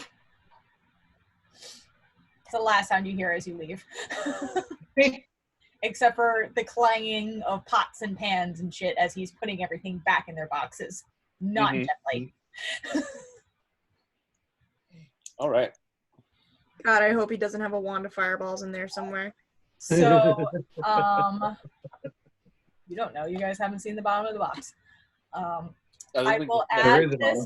This is another one that is not in the homebrew items yet. I will add it. But for now, Zinzi's marked down that you have a flintlock trumpet.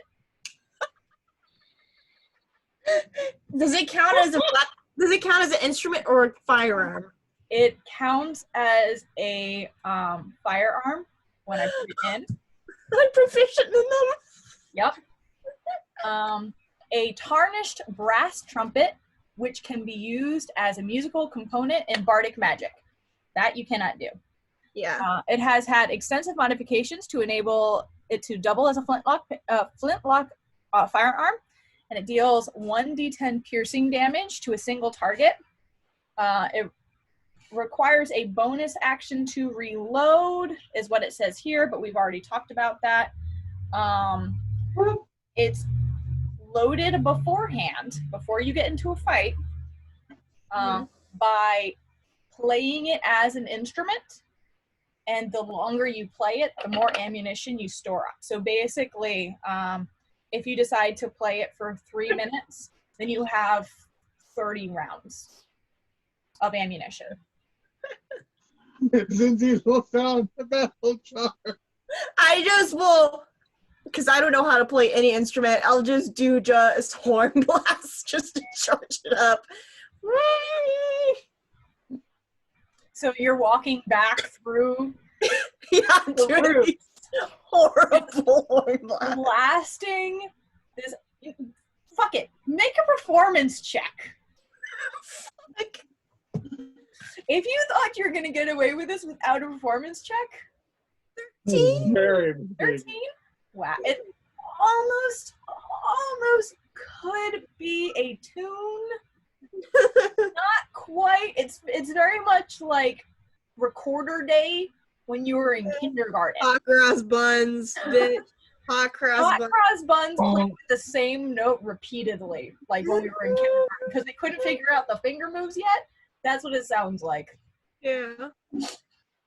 I'm probably getting a noise complaint, but I don't even care because this is my art. You do get like some very interesting looks as you head down the road. I don't give a shit. I have a gun. Okay. Does Gerald hear the encroaching dukes? No, they're still down in the roots working their way up. Okay. They've got quite a bit of travel, and I'm sure she'll stop before they reach the top. Yeah. Probably. If she doesn't, if she keeps trying to go, eventually Gwen is just gonna like stop, because it's a little obnoxious, and Gwen's here. Silence, child. Silence, wait. All right. Was there anything else you two wanted to do? I'm good. I got my gun. I screwed over whatever plan you had, Sarah. Not yet. There's still potential of finding more. You don't know. Well, I got my first gun earlier than you. First gun earlier because you guys fucking found Sprinkle in the roots. All right. Let's move on to Gerald. What are you doing? You said you wanted to go see Frey. Yes. Okay. Is anyone joining you, or are you making sure to go on your own, or? I noticed he would appreciate people coming. He's going to make an effort to slip out when everyone else is busy. Make a stealth check. Oh my god, that flintlock trumpet! Yeah. It's loading for me right now.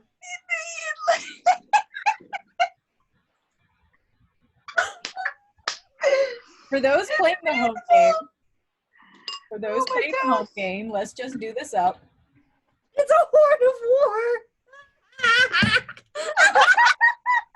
There you go. Flintlock trumpet. It's a 16, Sarah. 16 stealth, and then everyone else what's everyone's passive perception? Mine is an 11. So nope. Passive perception, 13. Okay. The only thing I can think of with that with the trumpet pistol, and every time you shoot it, it just goes. But it causes like massive amounts of property damage.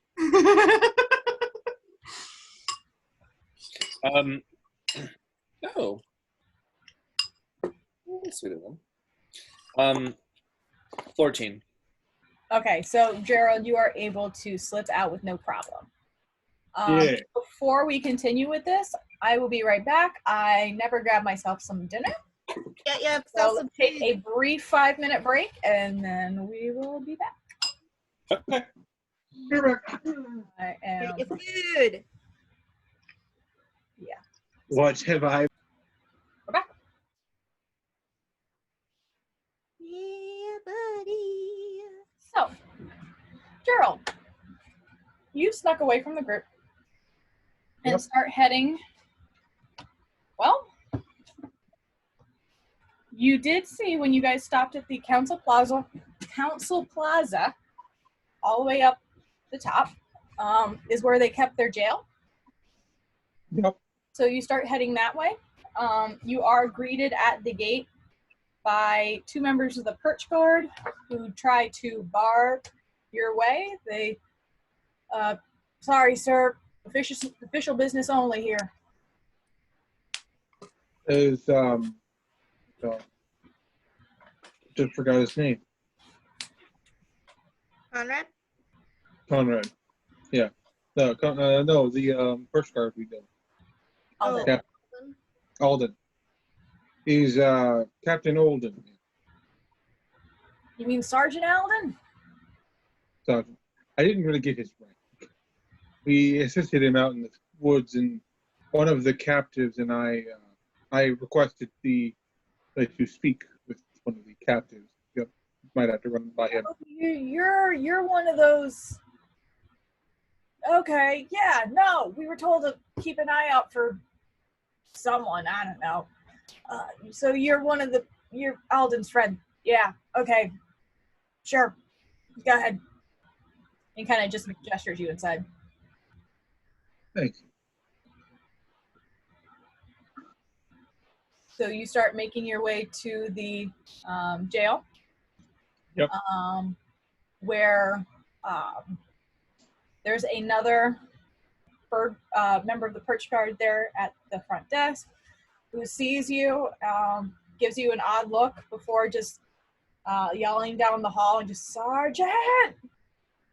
And out around the corner pops Alden.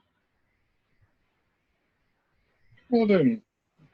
Well, Oh, thank you. I'm glad you're here. I'm assuming you want to speak to the bandit captain that we located. yes, if I may. She's been doing a damn good job at keeping her tongue so far. Maybe you'll have a little bit more luck. One can hope. I do have a small request. Very small. Okay. That if anyone is to be present or listening in, that it be you alone.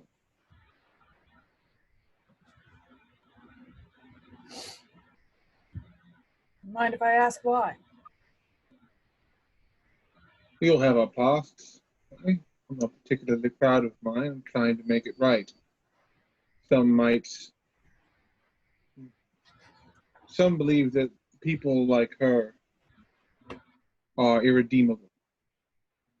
And I'd rather not have issues while I'm still in town. Make a persuasion check.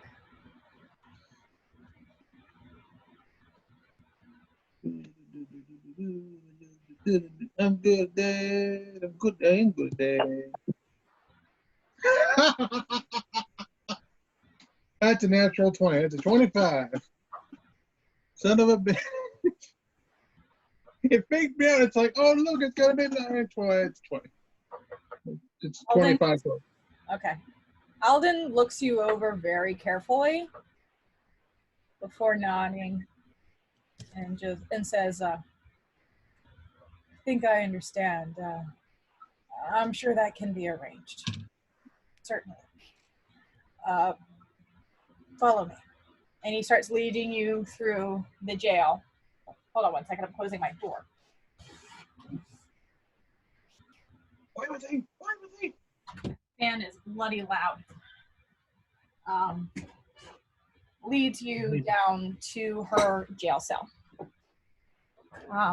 It's relatively clean, not exceptionally. And she's just sitting leaned against the wall, eyes closed. A little rough, a little tired. Doesn't say anything as you approach. Alden does, there are a couple guards nearby, and he just kind of waves them away, and they give an odd look, but then comply and leave.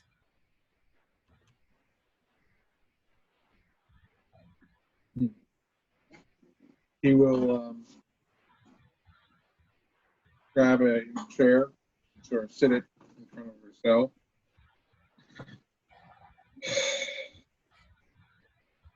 Alden actually will open the cell door and let you in if you wanted. Oh, okay. He will take the chair in with him and sit down close to the door, but not like so in between her and the door, so she can't like do something to it, like make a break for two people standing there. He's So you're entering the cell? Yeah. All right. He will close it behind you. Okay. But he stays leaning against the wall outside the cell. Okay.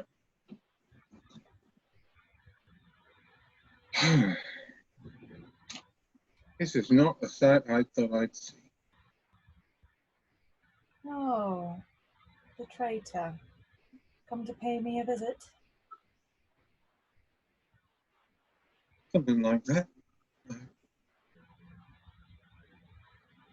Are you pleased with yourself? It's a loaded question, right?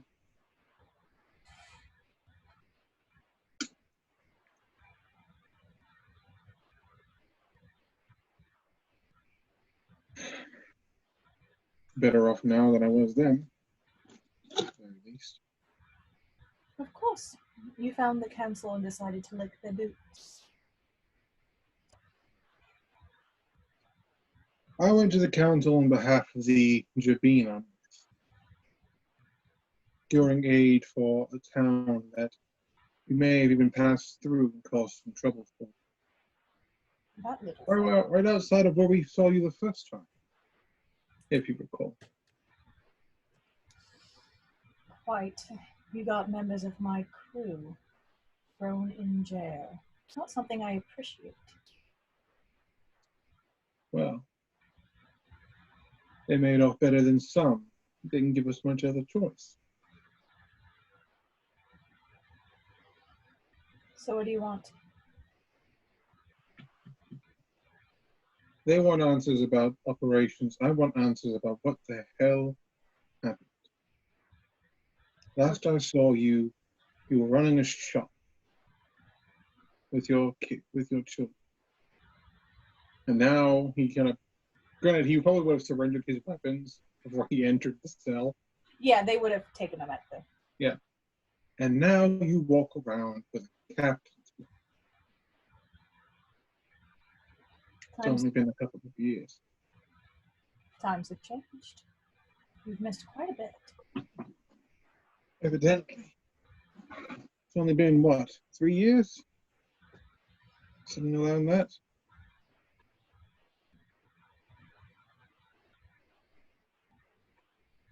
Perhaps.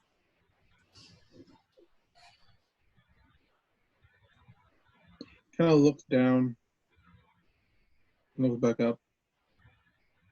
Which one of them died first? Your brother or your husband?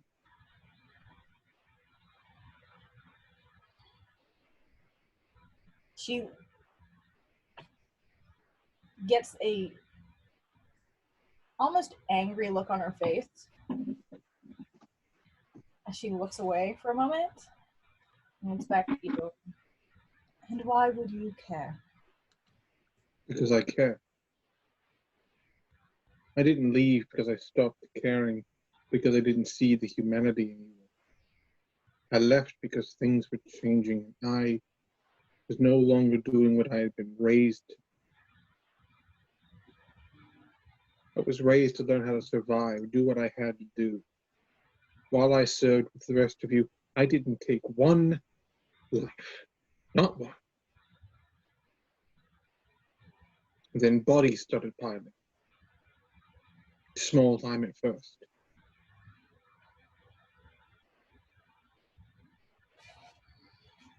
Make a persuasion check.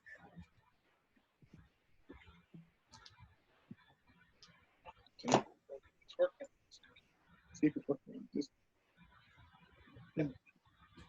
fast. Might look like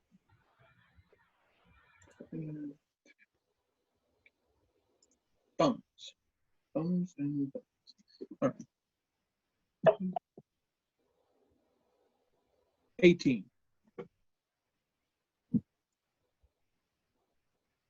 As you say that, her expression. Actually, yeah, also make a perception check just to see if you notice.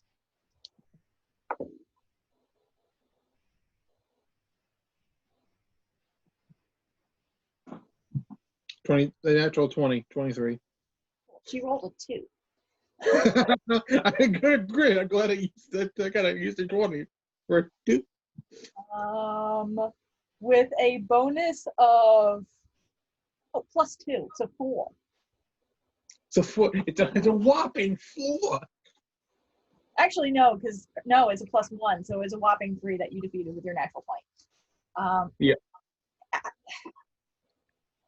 She gets this expression of confusion as you're talking about bodies dropping.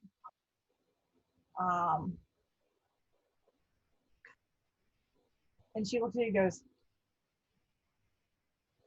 bodies, what bodies? Da had me stay behind in a camp once. On the last nights I was with you all. I was there in the fort, watching you all. You all gave me a wide berth as usual, but I didn't really mind. I was used to it. My crew went out. Got me or Da. Came back with bloody swords. One of the hotheads got a bit rough with particularly stubborn old hedge who didn't want to give up their trade goods that they had in their caravan. He lost his temper, struck out. Sorry. Pills!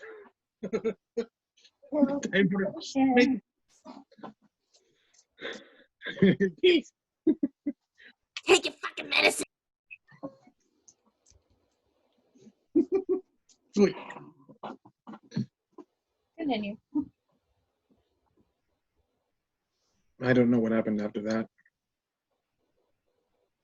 The old boss called them into his office, raging mad. You mean Barnabas is true. Aye. The feathered. Aye.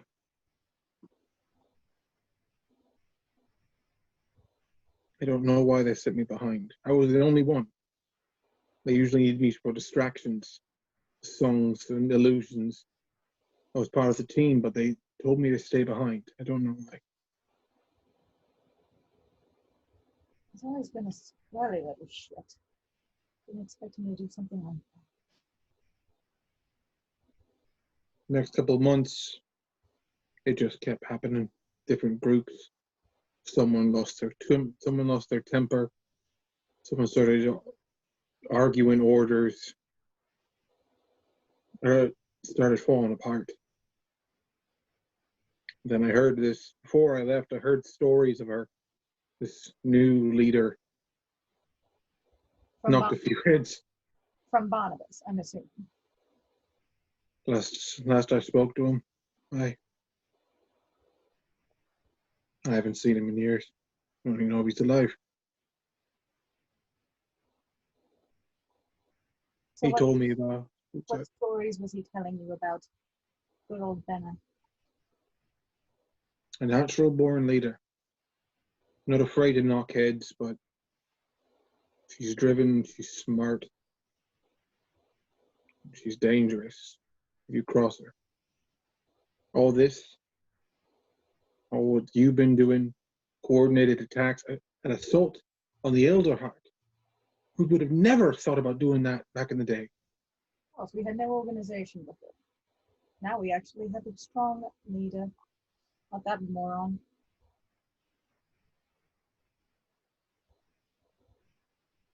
You have an army. It's a difference. We used to be just a ragtag band of misfits and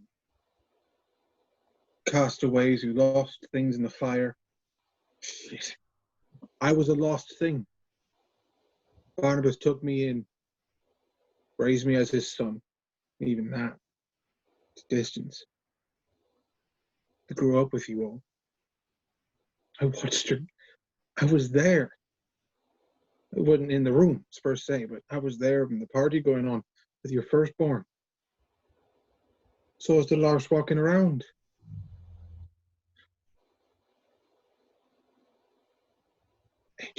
Everything changed. We weren't surviving anymore. We could have turned into something good. Now we're an army against the Elder Heart instead of an army against those fucking things. So you're right. I'm a traitor. I betrayed everything I was raised to believe. Because it just wasn't the same. You're right about that. It wasn't the same. It improved. Bennett? Matter of perspective. Matter of perspective. Interesting. None of them have told you why Bennett joined with the bandits. Interesting. All we've done is fight back against those who will do nothing to help our kind. What about my kind? What of my kind? Most of them, almost all of those captives that we've found in your camp, bird folk like me. I wonder if I'd stayed around a little bit longer with this new leader of yours, if I would have been around any longer. What do you think we planned on doing with them? Killing them? Not so much. That's too dull. Merely using them as leverage. Until you fucked it up. It's sort of what I do, isn't it? Causing trouble has always been my strong suit. So I've heard.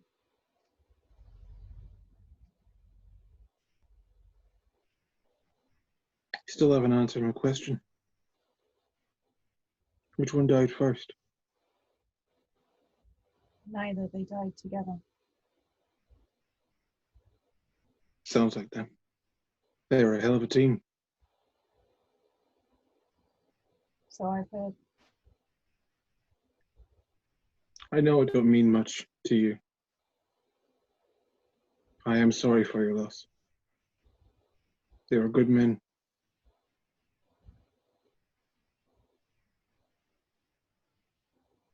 Is that what you came here for? To rub in my wounds?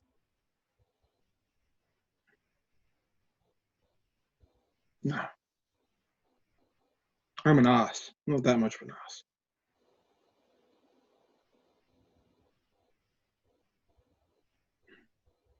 I wanted to find out what happened to someone that, in my own odd way, cared for a bit. knew back in different times. See how much they changed after only a couple of years. But I suppose you ain't that person anymore. All I've done is survived. And did everything I could to make sure my children would do the same.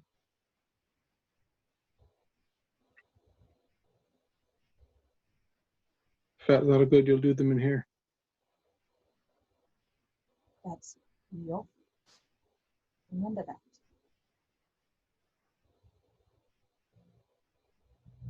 One of these days I'll end up in a cell, like you.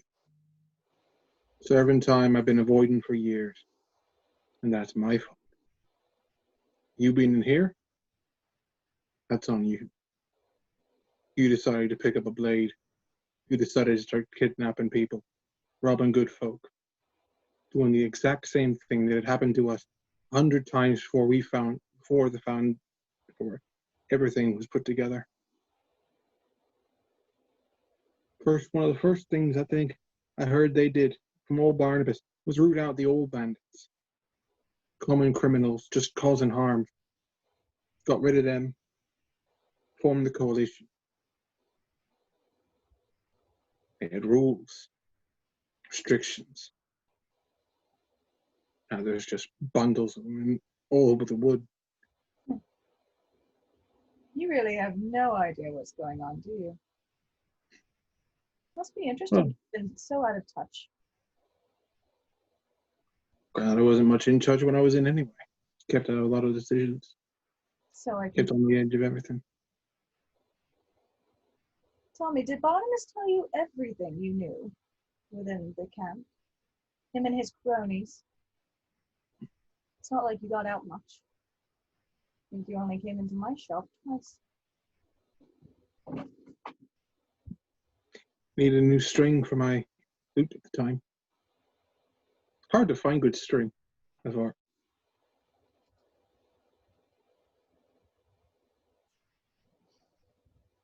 No, I imagine he didn't.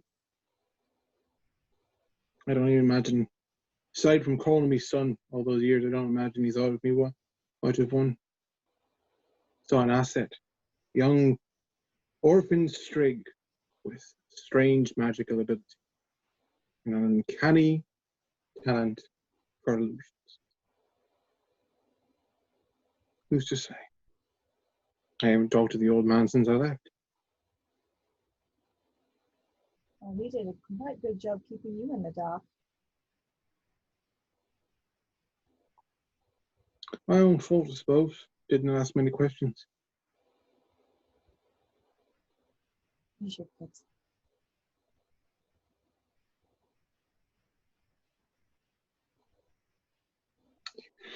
Perhaps if I run into him, I'll run the gambit of questions. Probably after breaking his nose. Probably has it coming. No doubt there. Never liked him. Skeevy son of a bitch. No, he didn't really go out of his way to be liked either. He's a man of business. He told me a thief doesn't get liked. Gets used. I mistook him for my father once. Called him Da. Hated that. Told me, no, you're not my son, you're my stolen goods. He eased up on that after a few years, but that was just a hatchling, practically.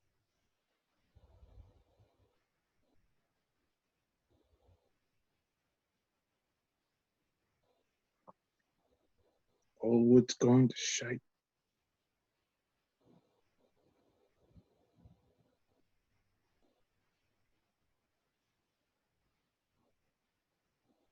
Everything's gone to shit.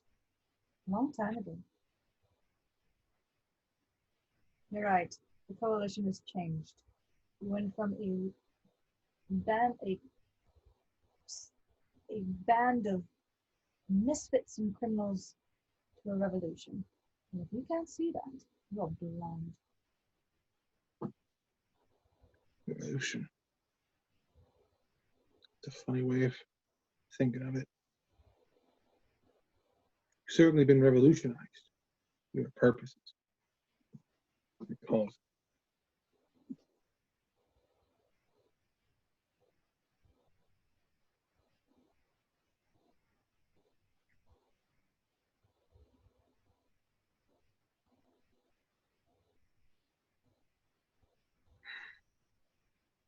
All this organization could actually work with these fools, could actually drive back some of the flame. But nah, let's squabble and fight over what's left and try and reorganize a government that's hardly organized as itself already. Exactly. They look out for none but their own. There's not a single member of Benna's crew that I know who hasn't been in some way harmed by that bloody council. So many people suffer while they sit on their hands and do nothing. And there are some who have to do things behind the others because doing too much takes too much attention.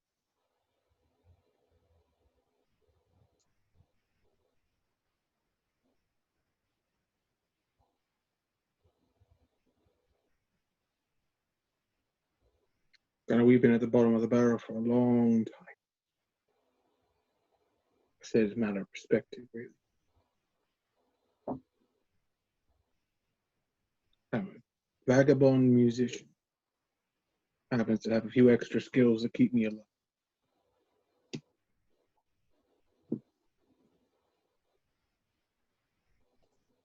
My perspective's a bit lacking, I imagine.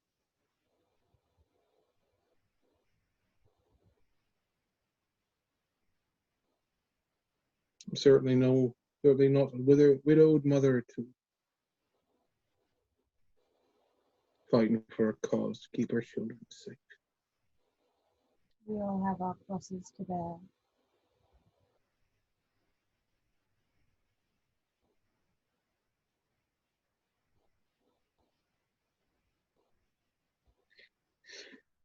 Since he's standing there waiting for say something, I'd advise at least some cooperation if you intend to see him again.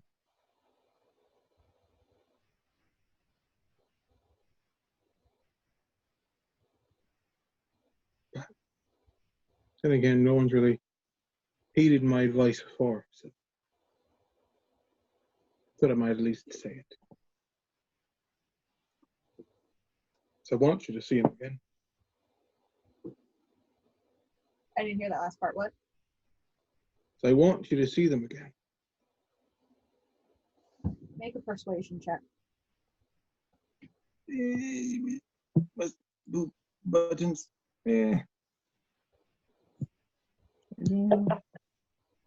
Ooh, 21.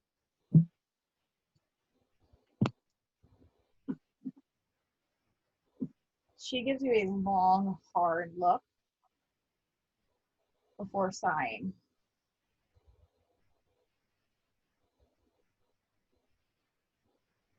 Actually, it's kind of good to see you again.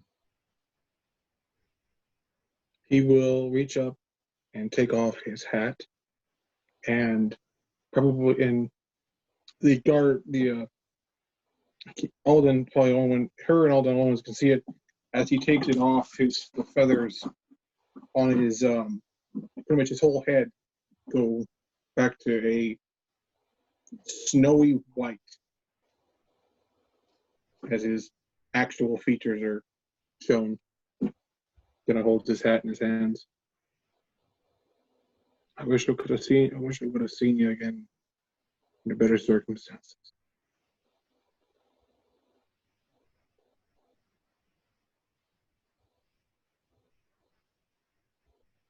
Touches you.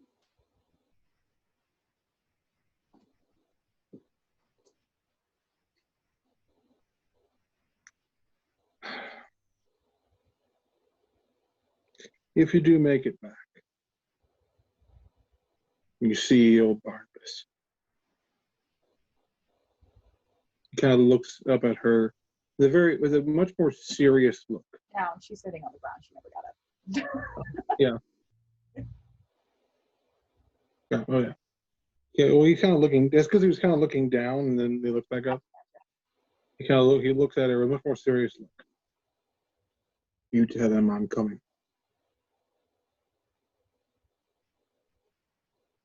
Only message he needs to hear.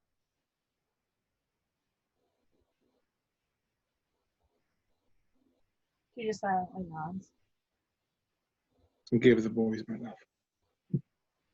I imagine he's about as tall. Maybe the oldest is about as tall as my knee at this point. Maybe taller. 3 years. Kids grow fast. That they do. I have one hope. All this will be over, one way or another, before they're old enough to know what's going on. I can speak from experience. The kids shouldn't be brought up in that sort of thing. Yeah. But they'll do their best, as they always have.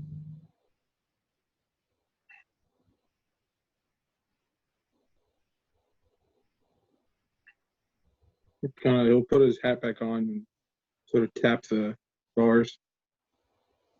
Alden opens the door. You come out into the hallway, and Alden is there. And someone that you didn't see before is standing next to him, very quietly, a familiar Corvum, Conrad, who is just quietly waiting in the hall. He'll look over at him, then look at Alden, and then let Alden close the cell door, and he'll look back at her. See you around, Frank. Uh-huh. He'll probably walk with Conrad at this point, away from the cell. Alden definitely gives you like a look. I can't. I'm sorry. I don't blame him. I mean, he walks in the room. You're just kind of, yeah. Well, I guess I'm just gonna not say anything. I don't blame him. Conrad will, as you walk out of the cell and over to Conrad, just goes, "Don't blame him. He's only following my own orders." Figured that. What can I do you for, sir? Merely curious. I heard that you were coming here and thought I'd give a listen. You kind of glance back. 3 years. She went from a loving mother with an amazing sense of humor, running a little shop with her little ones running around her legs, their captain, forming hostage negotiations, kidnappings. Time changes people in ways we can never imagine. Kind of glances to him. So is death. True. I knew when I saw her, I recognized her. I knew that had to be the only reason. He has this kind of small quirk of anger in his face. Differences of opinion aside, they were good. He was a good father. He and the other was the closest thing, their only family.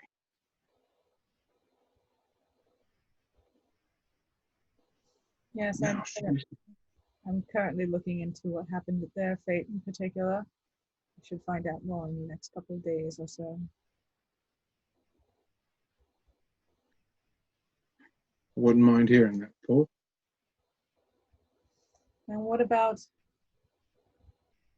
Benesaridan? From that Not conversation, much. I can see you did not know much to begin with. A couple of years ago is when I got out, about 3 or so years ago. She hadn't taken power yet, but my Only thing I could call him was my fatherly figure, Barnabas. He told me about her. She was an up-and-comer at the time. Driven, smart, headstrong, passionate. All the makings of a great leader. He also told me that she was dangerous then. I think we see that now. Let me get you a drink. Let me get you and your friends a drink. Perhaps we have a chat. I certainly won't turn down alcohol at this stage. If you don't mind my asking before we do so, however, I'm under the impression that your companions are unaware of your circumstances. I imagine Red and Gwen suspect, since he's probably thinks something up. Managed to dodge most of their questions, but might be time I come clean to them. No. I'm trying mainly to avoid people like you finding out who I am. I'm good at Granted. Granted. Where it usually ends. Leans his head back. Granted, where it would probably land to me if the wrong person heard. Not from me, at least. Not yet. You've yet to give me a reason to offer you such fate. Well, let's hope I can keep on your good side. Then again, I am full of surprises. Okay. So you guys make your way back to the Defiant Pixie. What has everyone else been doing during this time? I'm assuming this is when this will be after Zinzis and Red had already gone to see Sprinkle. So it's been a good 20 or so minutes. What have you guys been doing? That was a good question. At some point, Gwen would have been outside doing her tarot readings, and she would have also spent time with the kiddos, just practicing magic and giving Eliza a well-deserved break. Okay. Red will probably have been with Gwen and curiously looking over her shoulder at the ratings, just being like, okay. And Zinzis, you said before that you were going to be helping with the kids too at some point? Yeah. Okay. And trying to figure out how to make sure the trumpet stays in tune when I play it. Okay. In that case, Conrad would have known, because he's good at his fucking job, to take you to Eliza's to find your friend. So you guys look up at the shop, and in walks Gerald, whom you haven't seen in a while. Not really sure where he went, with the old Corvum in tow. Oh, hello, dear. Would you fancy a cup of tea? Good to see you again, Gerald. Certainly. Never turned down a cup of tea. I'll be right back. And she sort of waddles up the stairs. He kind of chuckles. I think I'm in trouble for sleeping. Detect thoughts. No kidding. I'm not. Just... Yeah. If she did that, if she did, the only detect thought she could give was, I'm in trouble. So Gwendolyn won't share this with the group, but she is actually very respectful of the privacy of the people in the group. She'll occasionally cast detect thoughts around them, but she won't try to focus on them. Yeah. Because she a boss. Mm-hmm. I'm a bitch. I like glass. Bitch and a boss and I shine like glass. I'm a bitch, I'm a boss. I'm a bitch and a boss and I shine like glass. I was about to say it in Gwen's voice, but let's continue. I'm a bitch. I'm a boss. I'm a bitch. I'm a boss.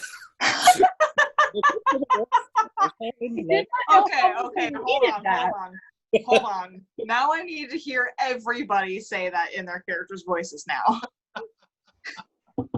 Which one? I'm a boss. I'm a bitch and a boss, and I shine like glass. Fucking damn it. Beautiful. Beautiful. Sorry for the camera change. I had to put my phone back in.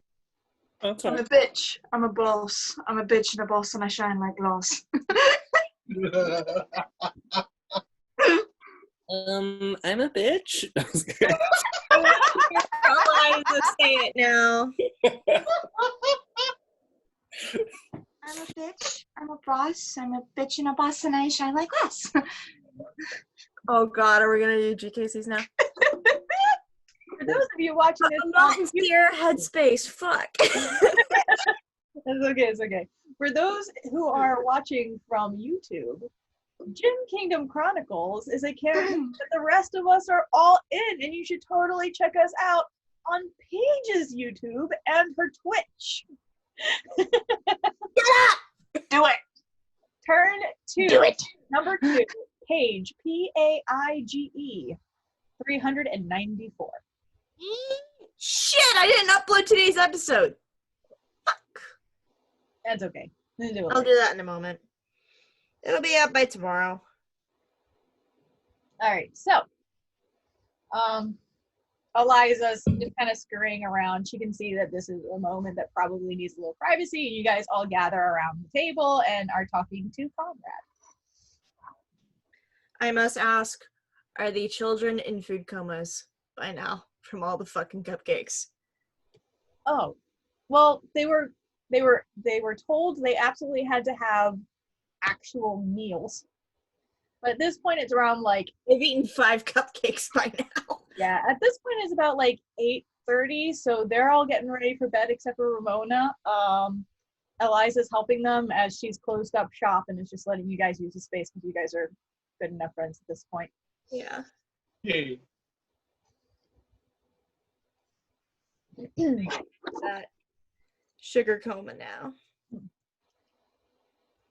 So, give me a moment as I change pages in my notebook. Oh no. Just to give you a heads up, it's getting a little late for me. So Yes, yeah, I'm going to wrap it up after this very shortly. And then we will be good for the night. Where is it?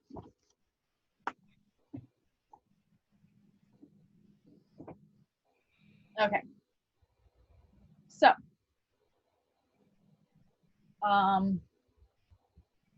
Conrad sits you guys down. You guys are sitting enjoying your tea, and he will start by saying, so, as you have so far managed to get yourself quite involved in the affairs of the Alderheart, we figured it might be time to discuss with you who Benna Saradin is.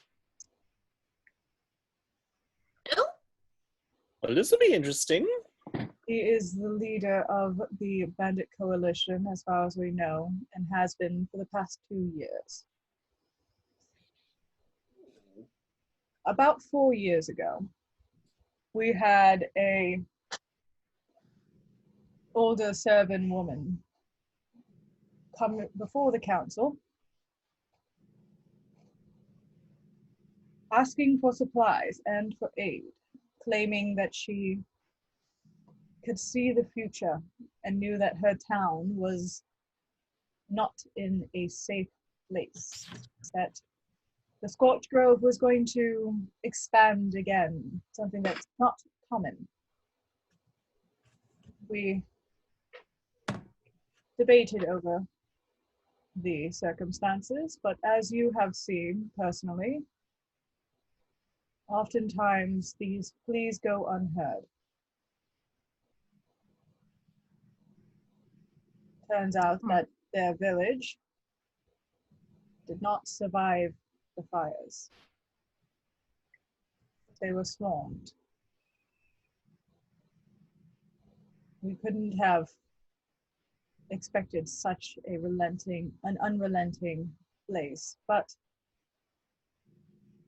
it happens. Benna herself was the daughter of this servant, and her mother did not survive. For obvious reasons, she's turned quite angry and blames us for the death of her mother and so many others. If I'm completely honest with you, I don't blame her in that regard. Still, her ability to organize the coalition has proved itself to be quite troubling. Instead of just being a group of bandits, unorganized and barely assembled, she's managed to work them into an almost military format.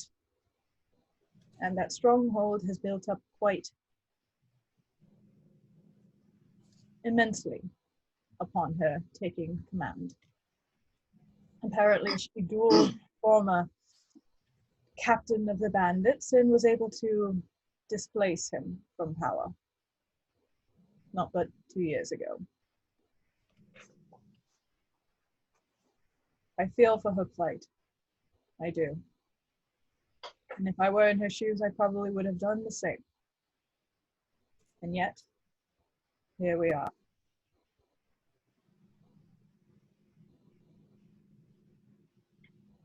Sounds horrible.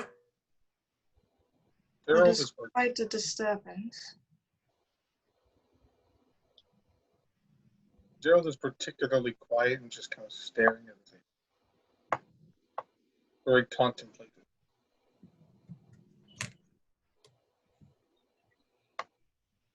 Despite what the others might think of Benna herself, reports that I've received show that she's actually quite compassionate for the people under her care. I give her credit for that.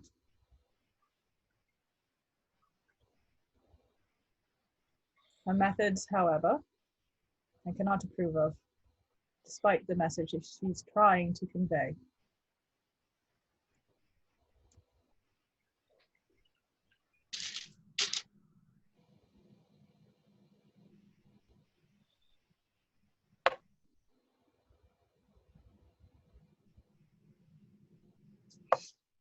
So what do we do now? That's up to you. I'm curious as to how far you're willing to help out the Humblewood as a whole. You all seem to have quite different motivations, though it has brought you all together. I just want to keep my town safe. I think it's time that we bring Humblewood back to its potential. Lessen the fear everyone feels and reduce the grip of the flame while battling bandits. Don't you agree, Gerald?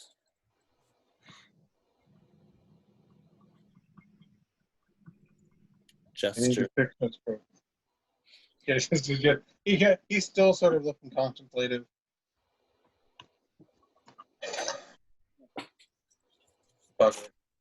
And he will remove his hat, and suddenly Gerald is a snowy owl. Yep. Red just goes, I'm sorry? Or hold on.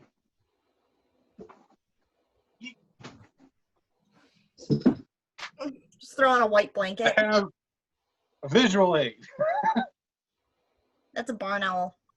It's barn, but it's white. This sort of color. Ooh, what's that? It is barn owl. Oh, it's marble. I know my owls. I was confused because he's marble. I thought it was the whole thing. Sorry. But you had mentioned before that he's a barn owl, so I know what you meant. Yep. Yeah. Zinzies. Oh. Perception. The fuck? Why me? Actually, just make a straight intelligence check. Wait, do I know Gerald?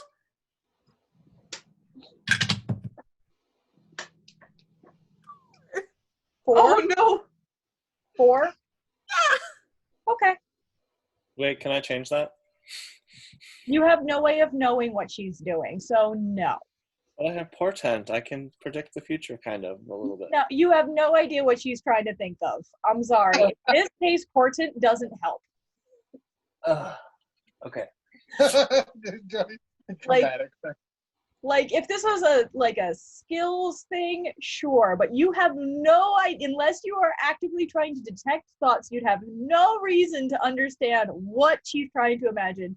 She doesn't even know what she's trying to imagine right now. I don't know what the fuck just happened.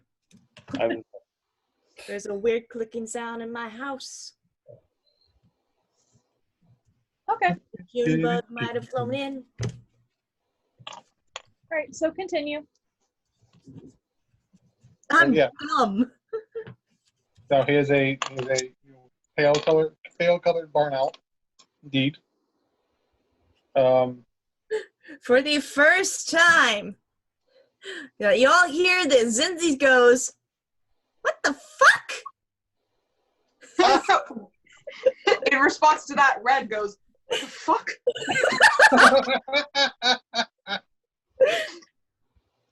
Because Zinzi's doesn't curse. Nope. Oh, fiddlesticks, that really ruffles my feathers. Please, just say fuck. No. Yes. I want mistakes made in the past to be remedied. I mean, that means I end up in a cell at the end of this. Sarah, Yes. would Red know anything about this? Well, he's from the northern woods. No, he's from the northern woods. The exact opposite direction of the sea. Gerald doesn't know where he's from. He knows where he was told he's from. I'm just gonna put Yeah, he knows where he was found and where his only squad operated in the north. But he doesn't know where he's from. Yeah, Red just goes, "I'm sorry, I'm very confused. What is happening?"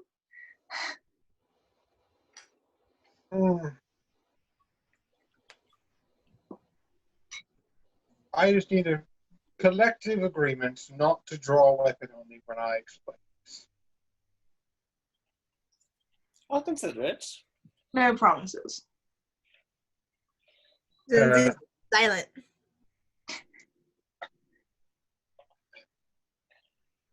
Look over Conrad. Look at everyone else. I'm a coalition deserter. I pull the trumpet flintlock on him. First he's like, okay, I read that. He looks at the weapon like, how the bloody hell did you find that down there? As you pull it out, Conrad will gesture and just say, "I don't believe that is necessary at this time. I was already aware." All my internet just came back. What else have you been hiding from us? Gerald. Primarily that. Gerald, is that even... Hold on. Is that even your real name? Honestly, I don't know. Yeah. I was found in, as it was told to me, I was found in a barrel when I was barely a hatchling when the man who I called my father for the last many years found me. Yeah, I found out. It yelled at me and told me it was up. Yeah, I got like 3 or 5 notifications of the internet turned back on. Like, I was found in a barrel, and it wasn't so much that I had joined the coalition. I was raised in it most of my life. I didn't even know, for the longest time, I didn't even know that it was called a bandit coalition. All I knew was we were people living on the roads, doing what I was told was what we had to do to survive.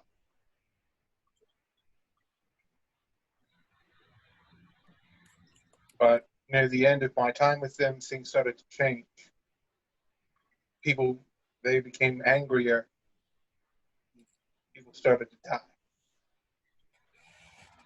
And all the time I was with them, I didn't kill a single person. I made sure not to. I made sure none of my crew did either. Much as it irritated a couple of them. And they left me with my mentor, Barnabas, who raised me. Two of us stayed at what we called the fort. The rest went out, and when they came back, they had killed. And I was angry. And others were angry. The next couple of months, it just kept happening, and I left. About a year later is when she showed. First time I talked to Barnabas, he talked about her. Young, all the makings of a leader, dangerous as they come. And I left. I wandered the Humblewood, place to place. Honed my lute skills and just became a traveling musician, helping out when I could occasionally.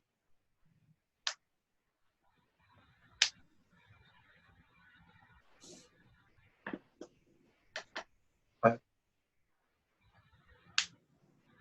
as much as I sympathize with their plight and the plight of the Humblewood in general,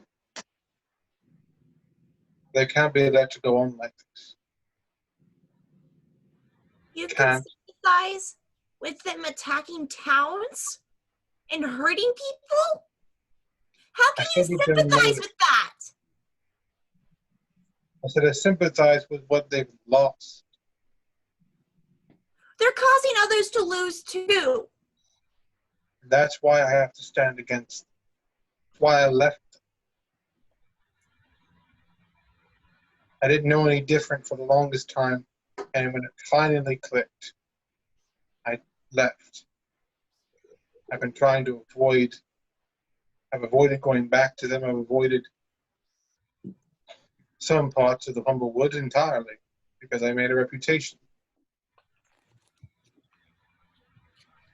I can't run from it anymore. No person is born perfect, and it seems that Gerald has learned from his mistakes. As we saw with the bandits that we sent off to school, there is always time to change. And thankfully, our young Gerald here has been an asset for us. Fred, looks down, in a way, in silence. Were it not for Gerald, you might not be here, little one. Still, he chooses to hide secrets. You'll have He us. chooses to be dishonest. Everyone has secrets. His just happened to take up the majority of his life.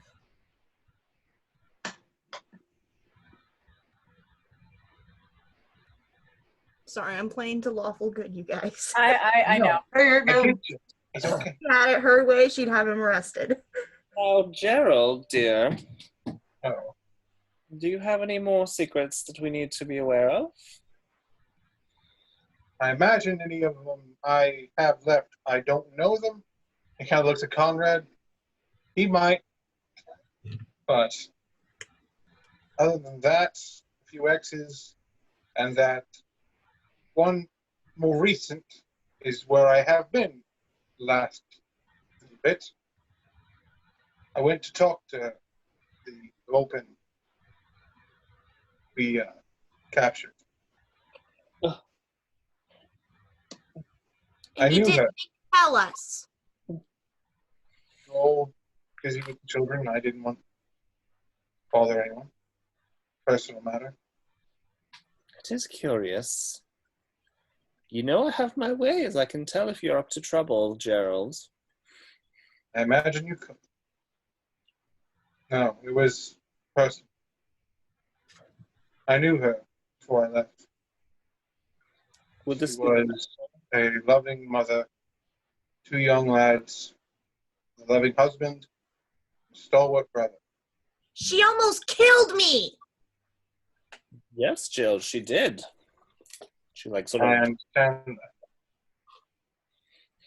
that. She's in a cell. She lost both her brother and her husband. It doesn't give her a right to kill someone. I didn't say it did. If you see her again, please be sure to bring me along. I have some questions for her.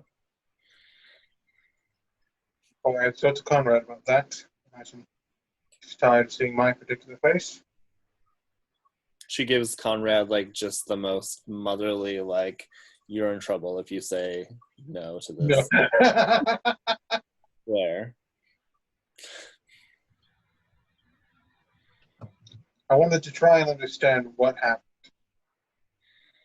It's only been a couple of years, and it wasn't that high, and the new organization that's only been around for 2. Part of me wants to understand why they're doing these things, but the rest of me understands that they can't be left to do them because Are we at they're the wrong. right now? Sorry. You guys are at Eliza's, but Okay. at the it's private. Okay. She's got the room. She's got the kids. Okay, I was gonna say, are the kids just like running around like No, she's putting them to bed, and actually at this point she would have put them to bed, but she knows to keep her distance. Okay. In that case, Gwen is going to look at Zinzi's. Sorry to interrupt you, Gerald. And just say, those children right up there are a perfect example of why we must continue to fight. And if we have someone who's been on the other side, it would be a very good advantage for us.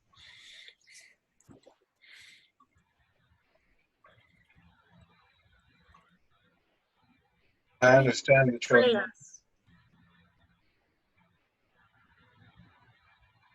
If he does I betray, understand. I understand that you're angry. And I can't ask forgiveness at this time.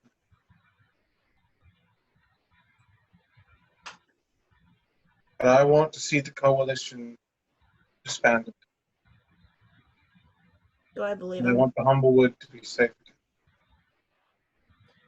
Make an insight check. And Gerald, persuasion or deception, don't tell us which one it is. Go ahead. Okay, I can use my browser now. 6. 6. Let's see what he rolls.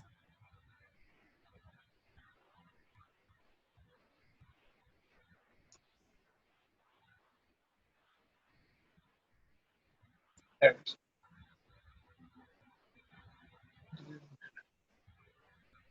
Okay.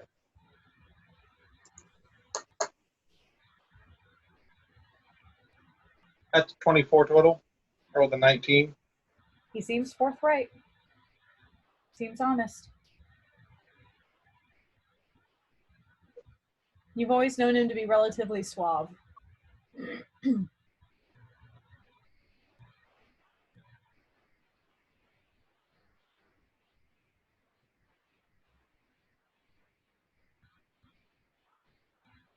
Zinzi's puts her trumpet flintlock away and turns to leave the store. She's done talking to him. Okay. He makes no attempts to stop her. She's just gonna Red. head back to the manic pixie. Defiant. Gwen, Red. Pixie. sorry, Gwen looks at Red and like sort of like looks out at Zinzi. So it's just like,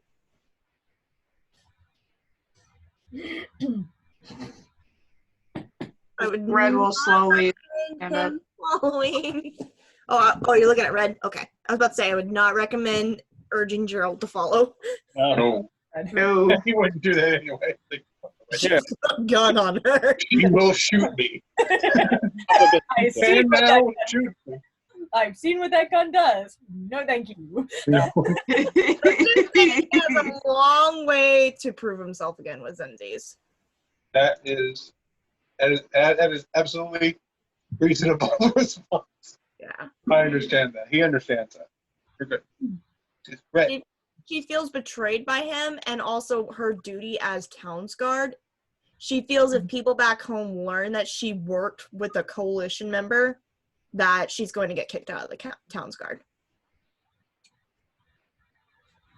That's her fear right now, so she's just walking away. Totally understand. Red, you were saying something? Yeah, I was saying that Red like slowly stands up and just goes, well, I think that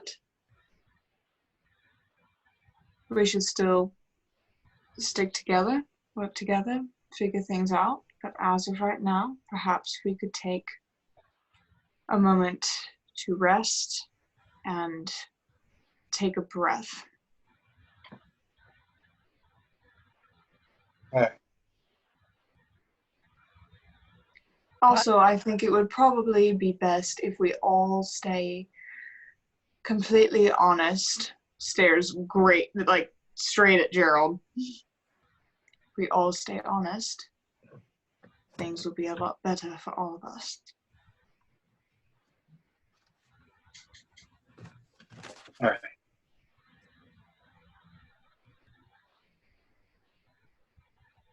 We all have things that we are not proud of, myself included. But I believe Gwen is right. We're here now. We are who we are. And as long as we're all here to help, that should be what counts. Every stone helps build the wall.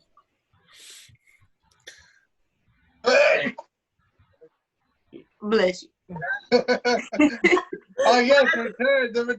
Oh, the goddess is unfamiliar. Yes, these are my demon sneezes. I shoot Satan from my nose. A cat could stop. I'm very sorry.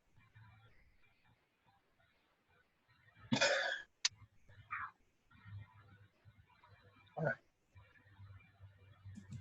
I will do my best to impart honesty.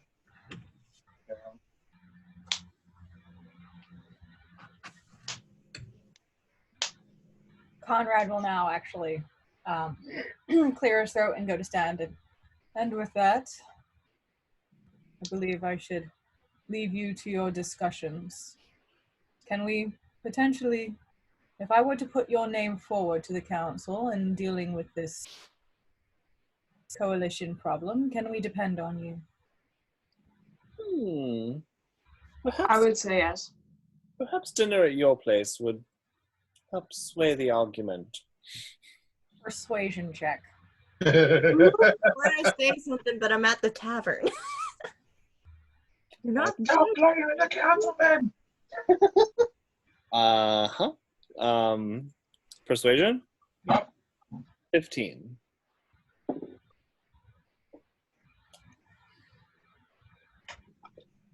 Perhaps that can be arranged. Here, take some pastries for the road. You look like you could use a little something sweet. Thank you, but no, I really must be getting back to work. Have a good evening. Okay. And he leaves the shop.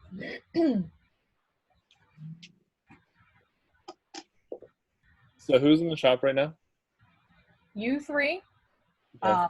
Gerald, Gwen, Red, and Eliza is cleaning the same part of the counter and has been for about 15 minutes.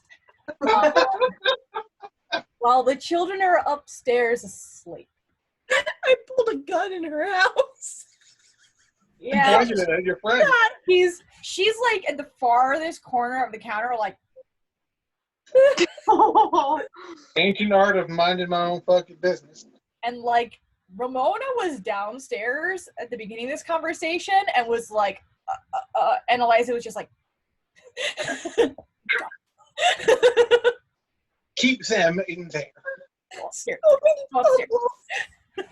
And Ramona just like, I'ma leave. Bye-bye. I'm tempted to buy a bubble machine now. Yes. You know one of those handheld ones? Bubble guns? I'm sorry, bubbles give me serotonin. Okay. Yeah. What am I doing? What am I doing? I have a thought. Gwen's gonna sip a cup of tea and just kind of like stare at Gerald for a little bit. You can feel her staring at me. It's like, oh. Perhaps we should. If it gets too awkward for too long, Eliza's gonna come to the table with like another tray with like biscuits and stuff and be like,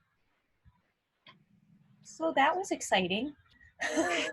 Oh, thank you, dear. Oh, too kind. Yes, it was. Thank you. Have a seat. Join us.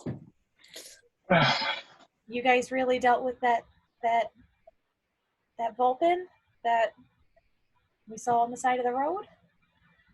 I didn't mean to listen in. It's just you talking very loudly. Yes.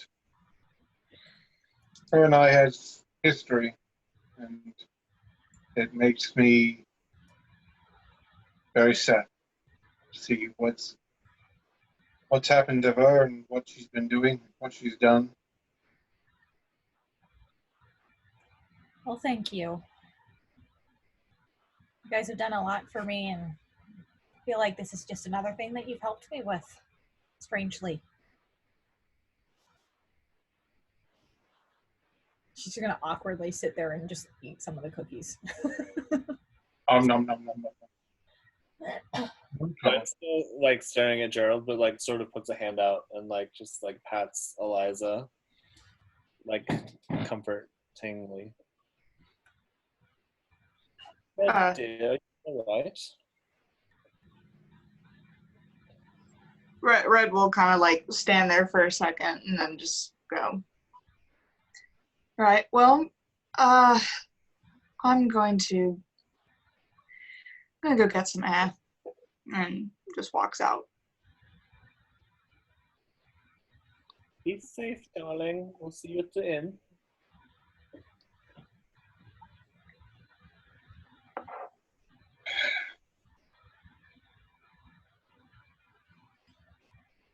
Gerald? Well, granted, I expected you all to draw weapons. This has gone slightly better than I originally anticipated. I haven't finished, Gerald. Who? She leans forward.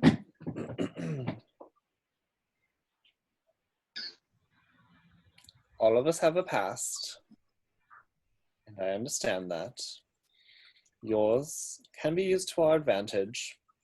However, if you ever betray anyone in the group or cause harm, I will come for you.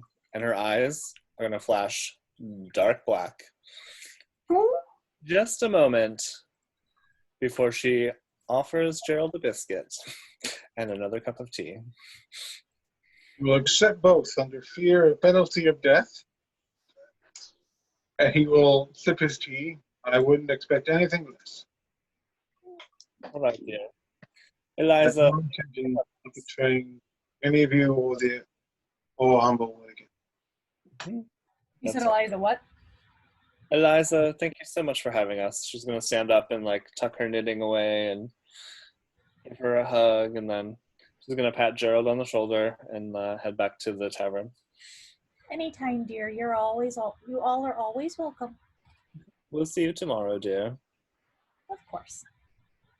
While Red is out, she's trying to pickpocket.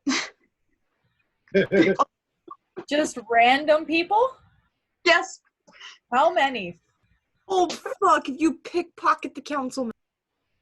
Let's go with 5. Okay, are you attempting to pickpocket the council member I just asked now? No. Okay, just 5 random people. Random people. Roll me sleight of hand. Ooh. 12. Roll for each person. Okay. So 12 for one. Let's see. Oh gosh. 22 for the second one. Okay. Oh, natural 20 on the third one. Okay. For a total of 26. Okay. Ooh, yeah, new 7 for the fourth one. Okay. And then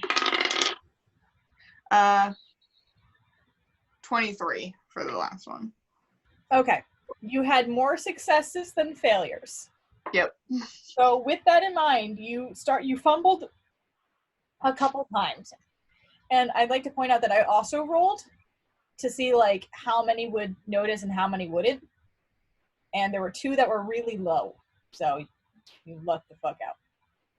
Because one of them rolled a 5 and one of them rolled a 6. So I'm just counting those as your lowest rolls. Yay. And you got a natural 20, right? Yep. No, that's not. There we go.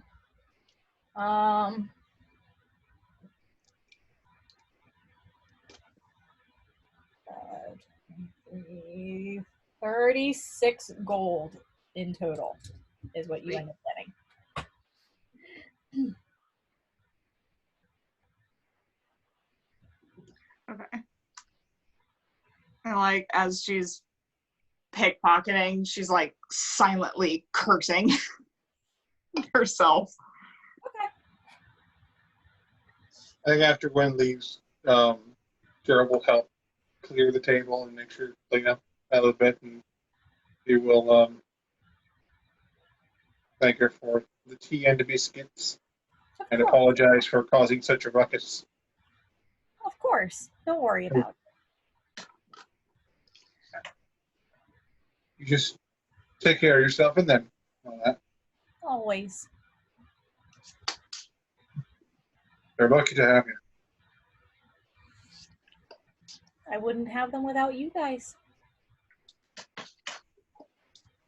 Suppose. Oh. But you have a good one. He'll pop his cap back on. He turns more into sort of a brownish barn owl. And As you start to walk out the door, you hear a very you'll hear her. She pipes up. She goes, "Gerald, just don't steal from my shop, and we'll be fine." I would never. I haven't stolen anything aside from a couple of people's hearts. I haven't stolen anything since I left. I think. Red is like robbing everybody. She had the whole like, as long as we're trying to be better people, and she's like, Fuck nasty that. habit, damn it. Oops, I did it again. Old habits. Yeah, I would never. Okay. Good night.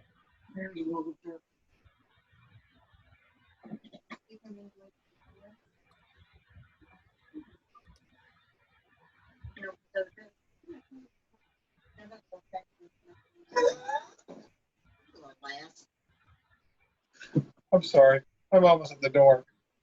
She's trying to get her dog Bear, or Lotsop's a Chihuahua thing, to get up on the bed with her. And he's getting old. He can't hear for shit. She's trying to get him to come up. She leans over, trying to get him to come up. His ass walks out the door. He cold shouldered my mom. Like, you little ass. Sorry. I like the dogs. Granted, both of them just got taken to the vet today, so he's probably a little bit taking the vet. But yeah, so he will, and then he shall exit Okay. the shop. Okay. So Zincies, did you want to do anything else before we wrap up? Just curled up in my nest bed. Okay. Red, Gwen, anything you guys need to wrap up, Gerald? Just after she's done pickpocketing, she'll go back to the inn and head into bed, lay down, not sleeping. She's like, fuck. We'll say that it just takes you a little while longer than normal to fall asleep. Yeah. So you can still have a full rest. All right, with that in mind, if no one has anything else, we are going to wrap it up there for the evening. Hope you guys had fun. Yeah. I almost blew Gerald's head off. With the weapon he just, with the most ridiculous weapon ever. That would have been, granted, a trumpet gun, getting his head blown off with a trumpet gun would be the ultimate death for a heart. What killed him? The music. All right, for those who are watching on YouTube, when I post this, whenever that is, thanks for watching and have a good night. Bye. Bye.